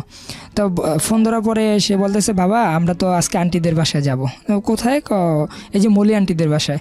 তো ওর বড় বোন আর কি। তো আমি বললাম যে বাবা এখানে যাও না, তোমার দাদু কানাকাটি করতেছে, বাবা বাড়িতে আসতেছি, তুমি আসো। পরে বললো আচ্ছা ঠিক আছে বাবা, তাহলে আমি বাড়িতে। তখন আমার হয়তো ব্যক্তিগতভাবে তোমাকে চিরজীবনের জন্য হারাইতে হইব। তো এই মেসেজগুলো আমার কাছে আছে, মানে আমার কাছে খুব খারাপ লাগে যে মেসেজগুলো পড়ার পর। পরে আমি বললাম এটা কেমন কথা, তুমি আমার কাছে আসলে তুমি আমাকে হারাই ফেলবে, এটা মানে কি? পরে বলতেছে আচ্ছা এত কথা বলার সময় নাই, আমি আসবো না। মেসেজে কথা বলতেছে। তো আমার কাছে না একটু ডাউট লাগলো বিষয়টা, যে হয়তো ওর বাবা মা মানে ও মেসেজগুলো দিতেছে না, কারণ ওর লেখাগুলো আমি চিনি। তো আমি ফোন করলাম, ফোন করার পরে ফোন ধরে না। পরে ওর বড় বোন ফোন ধরছে, ধরার পরে আমি বললাম কি ব্যাপার আপু, তুলি কোথায়? তুলি তো তোমার সাথে কথা বলবে না, রাগ করছে। আমি বললাম কেন রাগ করছে? কই যে তুমি যাওয়ার জন্য অনেক রাগারাগি করছো। সে বলতেছে কালকে চলে যাবো, তোমার সাথে এখন কথা বলবো না। তাই আমি বললাম আচ্ছা ঠিক আছে কালকে পাঠাই দিন। তো উল্টাপাল্টা মেসেজ দিতেছে, সেই জন্য ফোন দিলাম। আসলে বিষয়টা কি, কার হয়তো দুষ্টামি করে। তা আমি আর কিছু বললাম না। তারপরের দিন সকাল 10টার দিকে ফোন দিতেছি, তখন আমার ওয়াইফের মোবাইল বন্ধ। তখন আমার শাশুড়ির নাম্বারে ফোন দিলাম, আমার জ্যাঠুসের নাম্বারে ফোন দিলাম, শ্বশুরের নাম্বারে ফোন দিলাম।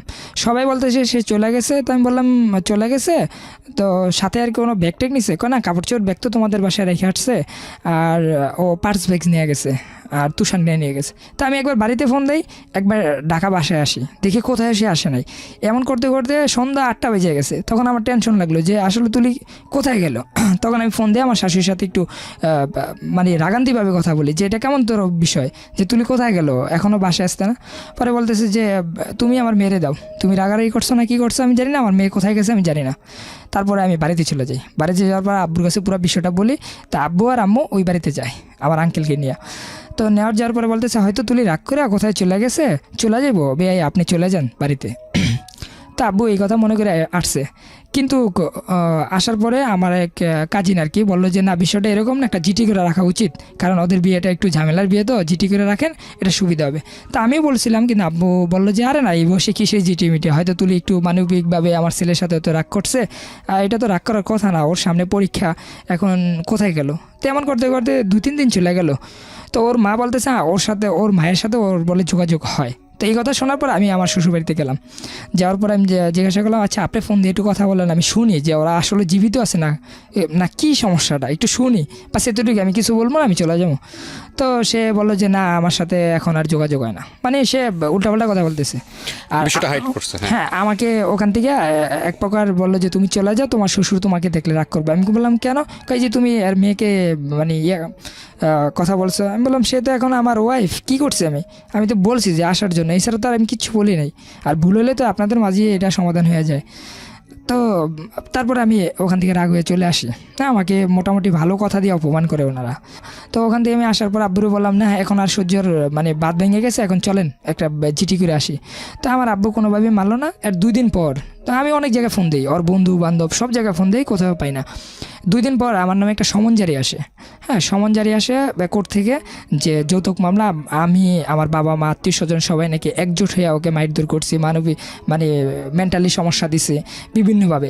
এই মামলাটা করছে তুলি, হ্যাঁ ধারালো 4।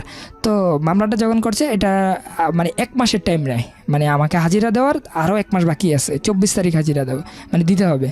তা আমি তখন বুঝার বাকি নেই, হয়তো এটা হয়তো তুলি করতেছে নাকি তুলির বাবা মা করতেছে। তা আমার একটাই ধারণা যে এটা তুলির বাবা মা করতেছে, মানে আমার মাথায় এটাই আসে। তারপর আমার বাবা মাকে ওরা ইনভাইট করে যে আপনারা বসেন, তুলি আমাদের আন্ডারই আছে, কোথায় যেখানেই আছে আসে, আপনারা বসেন। তারপরে বললো যে ও মামলা করে দিয়েছে, এখন আমরা বসবো কেন, বসার তো কোনো মানি হয় না, আপনার মামলা করার আগেই বলতেন। পরে বলতেছে না মামলা তো করছি জিশানকে বোঝানোর জন্য যে ও আর জিশান আর তুলি এখন আর মিল নাই, মানে তুলি জিশানকে এখন আর ভালোবাসে না, সেই জন্য মামলাটা করছি, মামলা উঠাই ফেলবো। এখন বসেন, বসে ডিভোর্সের টাকাটা দিয়ে যান, আর সন্তান 2 বছর পর নিয়ে যান। তো আমার আব্বু বললো ঠিক আছে এটা ভালো একটা প্রস্তাব দিয়েছেন, সমস্যা নাই, আপনি একটা কাজ করেন তাহলে তুলিকে সামনে রাখেন, তুলি কথা বলবে, বাস আমরা বাইনে আসবো। হ্যাঁ ডিভোর্স হয়ে গেলে তো টাকা দিতেই হবে, মেয়ে যদি না থাকে আমরা তো জোর করে আনতে পারবো না। তবে ওর জন্য আমি অনেক কিছু করছি, সে আমার সামনে এসে বলুক যে আব্বু আমি আর আপনাদের বাসায় যাব না, বা আপনার ছেলের এই সমস্যা। তো সে যে আমাকেও লাগছে যে আমিও মারধর করছি। তো সে আমার সামনে আসে, না সে সামনে আসবে না, সে দূরেই থাকবে, দূরে থেকে ডিভোর্স লেটার দিয়ে দেবে, আপনি শুধু কাগজটা নিয়ে যাবেন আর টাকাটা দিয়ে যাবেন। পরে বললো যে কাবিন কত হয়েছে, আব্বু জিজ্ঞাসা করলো তখন বলো 3.5 লক্ষ টাকা। তখন তো আমি তো হতবাক যে আমি তো 2 লক্ষ টাকা করছি। পরবর্তীতে বুঝতে পারলাম যে আমার কাবিনটা ডুপ্লিকেট করা, যে যেভাবেই হোক তারা 3.5 লক্ষ টাকা করছে। তুলি যখন এখন আমি তুলিকে কোনোভাবেই খুঁজে পাইতেছি না। 24 তারিখে আমরা বসি এই হাজিরা দেওয়ার জন্য যাই। তো যাওয়ার পরে কোর্টে অনেক সাক্ষী ওনারা নেয় যে আমরা মারধর করছি, ওখানে বৈশা বিচার আচার করছি, এরকম অনেক কিছু লিখছে। তো যখন ম্যাজিস্ট্রেট ছিল মহিলা, তো উনি বলতেছে কী ব্যাপার, তুমি কি আরে মারধর করো? আমি বললাম যে একটা ডকুমেন্ট দেখান আমাকে যে আমি ওকে মারধর করছি কিনা, শুধু একটা দেখান তাহলে হবে। পরে বললো যে আচ্ছা তোমার কোনো সাক্ষী আছে? কয় স্যার মারধর করে না তো, কিন্তু মেন্টালি সমস্যা দেয়, মানসিকভাবে সমস্যা দেয়, আমার পড়াশোনার সমস্যা হয়। পরে আমি বললাম পড়াশোনার সমস্যা হয় স্যার, আমি তো ক্লাস 10 থেকে অনার্স পর্যন্ত পড়াশোনা করাইতেছি, যদি সমস্যা দিতাম এতটুকু পড়লো কীভাবে? পরে ও বলতেছে না এগুলো সব আমার বাবার টাকা, ও কখনো টাকা দিত না, ওর বাবাও দিত না। মানে এখন ও সম্পূর্ণ বিপক্ষে কথা বলতেছে আমার। পরে আমি বললাম আচ্ছা ঠিক আছে তুলি, হয়তো এই জীবন, হয়তো আমাদের 24 বছর, তোমার 21 বছর, এই বয়সে হয়তো তুমি এখন বুঝতেছো না বা আমাকে একটা হস্তনস্ত করতেছো, আমরা তো আসলে কেউ এই পৃথিবীতে বাঁচবো না। তা তোমার উপরে নির্ভরশীল করলাম, তাতে যদি আমার জেল হয়, ফাঁসি হয়, আমি সেটাই মানবো। এখন তুমি বলো যে আমার কী কী অপরাধ? তো বললো যে স্যার ও কোনো মারধর করে না, কিচ্ছু করে না, ও সব দিকেই ভালো, কিন্তু মানসিকভাবে আমাকে টেনশন দেয়। তো তারপরে বললো ঠিক আছে, তো আমাকে বিল কেটে দিল, যেটা জেলে পাঠাই দিল। 16 দিন জেলে ছিলাম। 16 দিন হাজিরা, আমার আবার 8 তারিখে হাজিরা ছিল। তো 8 তারিখে হাজিরা সময় তুলিও ছিল। তো তুলি আমাকে কোটলাপুর থেকে আনছে, সেকেন্ড টাইম জেল। হ্যাঁ সেকেন্ড টাইম। তো তুলি যখন আমার যেদিন হাজিরা হয় ওই দিন তুলি বলতেছে স্যার যে পিছনে যা হয়ে গেছে আসলে ওর জামিন করে দেন, আমি ওর সংসার করবো। সে ওপেন বলতেছে। তো ম্যাজিস্ট্রেট বলতেছে তুমি কি তাকে নিবা? পরে আমি বললাম যে জি আমি নেব। এখন কোর্টটা আলাদা চেঞ্জ করা হয়েছে আমাদের উকিলের মাধ্যমে। পরে বললো আচ্ছা ঠিক আছে, তোমাদের 5 বছরের সন্তান আছে, সন্তানটার দিকে তাকাইয়া তোমরা সব কিছু মিল করে উকিলদের মাধ্যমে বসে এটা সমাধান করে ফেলো। তো তারপরে আমরা বললাম ঠিক আছে, আমার উকিল বললো ঠিক আছে। তো 2 উকিলের মাধ্যমে আমরা ওই বসার চেষ্টা করি, কিন্তু ওরা বসতে চায় না। তো বসতে তো চাই না। তারপরে আবার হাজিরার দিন যে আমরা বলি যে স্যার, মানে আমাদের উকিল বলতেছে যে আমরা বসার ট্রাই করছি কিন্তু ওরা আসে নাই, ওরা হাজিরা দিয়ে চলে গেছে। এখন আজকে কীভাবে বসা যায় বা কীভাবে সমাধান করে দেন এইটাই চাই। পরে বললো যে আজকে 3টা বাজে আপনারা 2 পক্ষ এই উকিলের মাধ্যমে বসবেন। তো বললো যে আচ্ছা ঠিক আছে। তো ওই দিন আমরা বসার পরে আমার ওয়াইফ নাই ওখানে, আর এই 4 মাস পর্যন্ত আমার সন্তানকে একবারও আমরা দেখি নাই। তো ওয়াইফ নাই। এখন আমার শ্বশুর বলতেছে, আমি আগেও যেটা বলছি এখনও সেটাই বলি, কাবিনের টাকা দিয়ে দেন আর তুলি আসবে না সামনে। তো আমার আব্বু বললো যে তুলি না আসলে আমি এটা কীভাবে সমাধান করবো, তুলি না আসলে তো এটা সমাধান হয় না। এখন বিয়ে করছে ছেলে, ওর সাথে কী সমস্যা হয়েছে না সমস্যা হয়েছে এগুলো তো আমরা শুনবো, শোনার পরে না একটা মানে ডিভোর্স কথাটা আসবে। আপনি যদি তার আগেই বলেন কীভাবে হলো, আর তুলি বলুক, তুলি তো এখনই বললো যে সংসার করবে, এখন তুলিকে আপনি কোথায় পাঠাই দিচ্ছেন আর আমার নাতিটা কোথায়? তখন বললো যে নাতি সময় মতন পাইবেন আর তুলি আসবে না। তো এই কথা বলছে আব্বুর সাথে, আমার সাথে, আমাদের পরিবারের সাথে, তাদের সাথে ওখানে বসে আর কোনো সমাধান হয় নাই।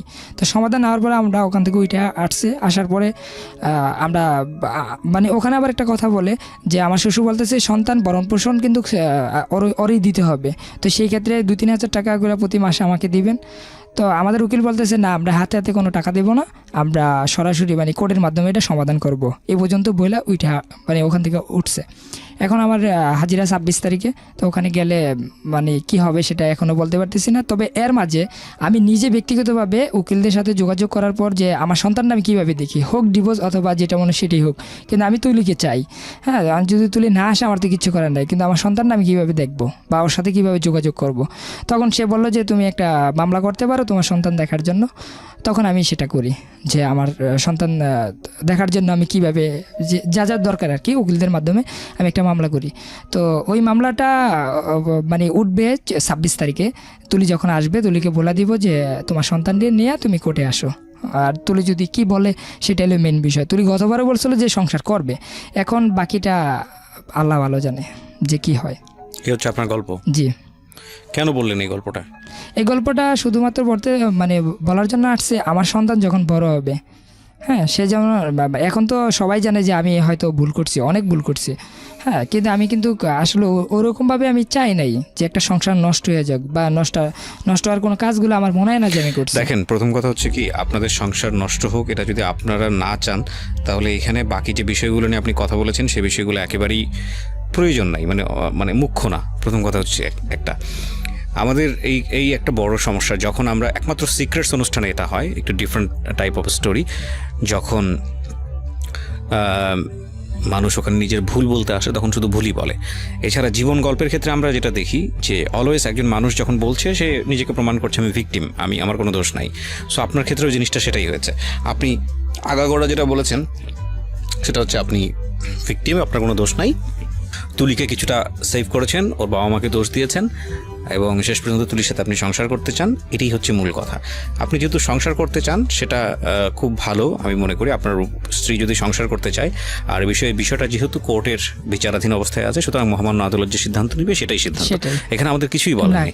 আমি শুধু একটা জিনিস একটু বলতে পারি, সেটা হচ্ছে পুরো গল্পের প্রেক্ষাপট থেকে যদি গল্পটাকে মূল্যায়ন করি, তাহলে আমার কাছে কেন জানি মনে হয়, এটা আমার ব্যক্তিগত অভিমত, আমি যারা লিসনার যারা শুনছেন তাদেরও ব্যক্তিগত অভিমত থাকতে পারে, সেই জায়গাটা থেকে বলবো যে আমার এই গল্পে আপনি যে কথাগুলো বলেছেন নিজেকে এক ধরনের সাফাই করে, আপনি পুরোপুরি সাধু, এটা আমি বিশ্বাস করি না। প্রথম কথা হচ্ছে এটা, আপনি যদি পুরোপুরি সাধু হতেন তাহলে আপনার স্ত্রী কোর্ট পর্যন্ত যেত না, ঠিক আছে, এবং আপনার স্ত্রী মামলা মোকদ্দমা পর্যন্ত যেত না, এত বছর সংসারও করতো না। আর দ্বিতীয় কথা হচ্ছে আপনার হাত ধরে বের হয়ে আসার পরে এত বড় রিস্ক নিয়ে এত ভালোবেসে আবার এইরকম একটা জায়গায় এসে যেত না। সুতরাং আপনার মধ্যে অবশ্যই সমস্যা আছে, এটা হচ্ছে একদম অ্যাজাম্পশন। এর বাইরেও পৃথিবীতে অনেক কিছু ঘটে, আপনি যেটা বলছেন আপনি তার চেয়েও ভালো মানুষ হতে পারেন, বাট আমাদের নর্মাল অ্যাজাম্পশন হচ্ছে এটা, নাম্বার 1। নাম্বার 2 সেটা হচ্ছে যে এই ধরনের বিয়ে করার ক্ষেত্রে আপনি যে 2বার জেল খাটলেন, তাই না, এই ধরনের বিয়ে করার ক্ষেত্রে আমার মনে হয় আমাদের যারা আজকে জীবন গল্পটা শুনেছেন, লিসনার যারা আছেন, তারা একটু চিন্তা করতে পারেন যে বিয়ে ব্যাপারটা আসলে দুটো পরিবারের বন্ধন। একেবারে পরিবারকে সাইড করে দিয়ে একটা বয়স, আপনি তো মেয়েটাকে বিয়ে করার আগেই একটা বোধহয় ডিভোর্স লেটার পেয়েছেন। হ্যাঁ, কি আশ্চর্য বিষয় যে মেয়েকে বিয়ে করার আগেই ডিভোর্স লেটার পেয়ে গেল, এবং সেই মেয়ে ঘরে আসলো এবং তাকে বিয়ে করার পরে তো জেল খাটলেন। বিয়ে করার পরে জেল খাটলো এবং সেখানে কাবিন ছিল না, বিয়ে করার আগে জেল খাটলো, ডিভোর্স লেটার পেলো এবং সেখানে সেই বিয়েতে আবার কাবিন ছিল না। তারপরে বিয়ে করার পরে কাবিন করলো, সে কাবিনের মধ্যে 2 নাম্বারই। আবার তারপরে সেই কাবিন নিয়ে শেষ পর্যন্ত গেল হচ্ছে যৌতুকের মামলায়। এবং টোটাল সংসার কত বছরের? 6 বছর প্লাস। 6 বছর প্লাস। আপনার বাচ্চার বয়স কত? 4.5 বছর প্লাস। তো আমি যেটা বুঝি সেটা হচ্ছে যে 6 বছরের মধ্যে অনেক কিছুই ঘটেছে যেটা ভালো কিছু না।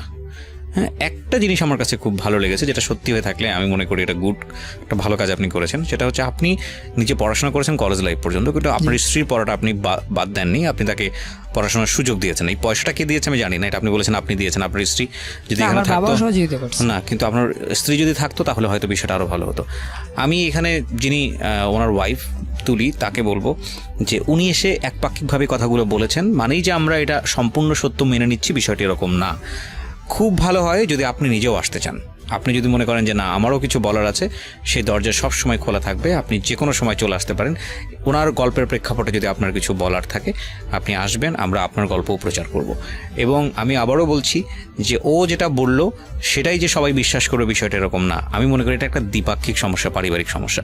কিন্তু যে জিনিসটা আপনাদের দুজনের জীবনেই ঘটেছে সেটা দুজনের জন্যই সত্য, সেটা হলো অপ্রাপ্ত বয়স্কে বিয়ে করা এবং অপ্রাপ্ত বয়স্ক অবস্থায় বিয়ে করার ফলে আপনাদের ভেতরে যেই সমস্যাগুলো হয়েছে, 2 পরিবার কেন্দ্রিক একটা মীমাংসা করতে গিয়েও শেষ পর্যন্ত সেটা করতে পারেনি, এই সমস্যাগুলো কিন্তু আপনাদের প্রত্যেকের জীবনকেই কোনো না কোনোভাবে দাগ ফেলেছে এবং এই দাগটা কোনোভাবেই মোছা যাবে না। এটা আপনাদের দুজনের জীবনেই সত্য। যেই ভুলটা যেন আমাদের লিসনার যারা শুনলেন তারা যেন না করেন। আমাদের এখানে যারা গল্প বলতে আসেন তাদেরকে জাজ করা, তাদের লাইফ নিয়ে মূল্যায়ন করা, তাদেরকে সুন্দর পথ দেখানো আমাদের উদ্দেশ্য না। তাদের গল্পটা শুনে যাতে করে যারা শুনছেন তারা যাতে কোনো ভুল না করেন, সেটাই হচ্ছে আমাদের মুখ্য উদ্দেশ্য। এবং সেখানে একজন মানুষও যদি সচেতন হয় তাহলে আমরা বলতে পারি যে আমাদের জীবন গল্প বলা সার্থক। কারণ আমরা বারবারই বলে এসেছি যে বিয়েটা হচ্ছে 2 পরিবারের বন্ধন এবং বিয়ের ব্যাপারে ক্রেজি হয়ে কোনো সিদ্ধান্ত নেওয়া উচিত না। কারণ সংসার কিন্তু একটা লম্বা জার্নি এবং এই জার্নিটা শুধু ইমোশন দিয়ে চলে না, এখানে অনেক যৌক্তিক হতে হয় এবং সেই সামর্থ্য না থাকলে হুটহাট বিয়ে করে ফেললাম, একটা রূপকথার গল্পের মতো সংসার শুরু হলো, অতঃপর তাহারা সুখে শান্তিতে বসবাস করিতে লাগিল। হ্যাঁ, বাংলা সিনেমার একটা সময় আমরা দেখতাম এরকম যে নায়ক নায়িকাকে বিয়ে করার জন্য ব্যাপক রকমের তোড়জোড় চলছে পুরো সিনেমা জুড়েই, এবং তারপরে যখন বিয়ে হলো শেষে একটা লাইন উঠলো, অতঃপর তাহারা সুখে শান্তিতে বসবাস করিতে লাগিল। তা ডাহা মিথ্যা কথা। আসলে তারপরে আসল ক্লাইম্যাক্সগুলো শুরু হয়, ঠিক আছে? তো আমার মনে হয় যে এগুলোর ক্ষেত্রে আমাদের যে ভুলগুলো, সেই ভুলগুলো যেন আমরা একটু নিজেরাই শুধরে নিতে পারি। আপনারা ভালো থাকুন। সব কিছুর ঊর্ধ্বে হলো আপনার সন্তান, এবং সে যাতে ভালো থাকে, সেটা যদি আপনাদের মেলবন্ধনের মাধ্যমে হয় তাহলে খুব ভালো। আর আপনি, আবারও বলছি যে আপনি যে কথাগুলো এখানে বলে গেলেন সেগুলো আপনার একদম নিজস্ব কথা, সেটা আমাদের কাছ থেকে কেউ যদি বিশ্বাস করে তার ব্যক্তিগত বিষয়। উনি তো আপনার স্ত্রী এখনো ডিভোর্সও দেয় নাই। না, ডিভোর্স দেন। আপনার স্ত্রী যদি এখানে থাকতো তাহলে সে বলতে পারতো যে কি কারণে আজকে এই অবস্থা। সুতরাং এইসব বিষয়ে দুপক্ষেরই প্রয়োজন হয়। সুতরাং আপনার স্ত্রীর জন্য বিষয়টা ওপেন থাকলো। প্রিয় শ্রোতা, এই হচ্ছে জীবন গল্প। আজকের মতো এখানেই শেষ করছি। সবাই অনেক অনেক ভালো থাকুন। শুভরাত্রি। জীবন গল্প, জীবন নাটকের চেয়েও নাটকীয়। জীবন গল্প।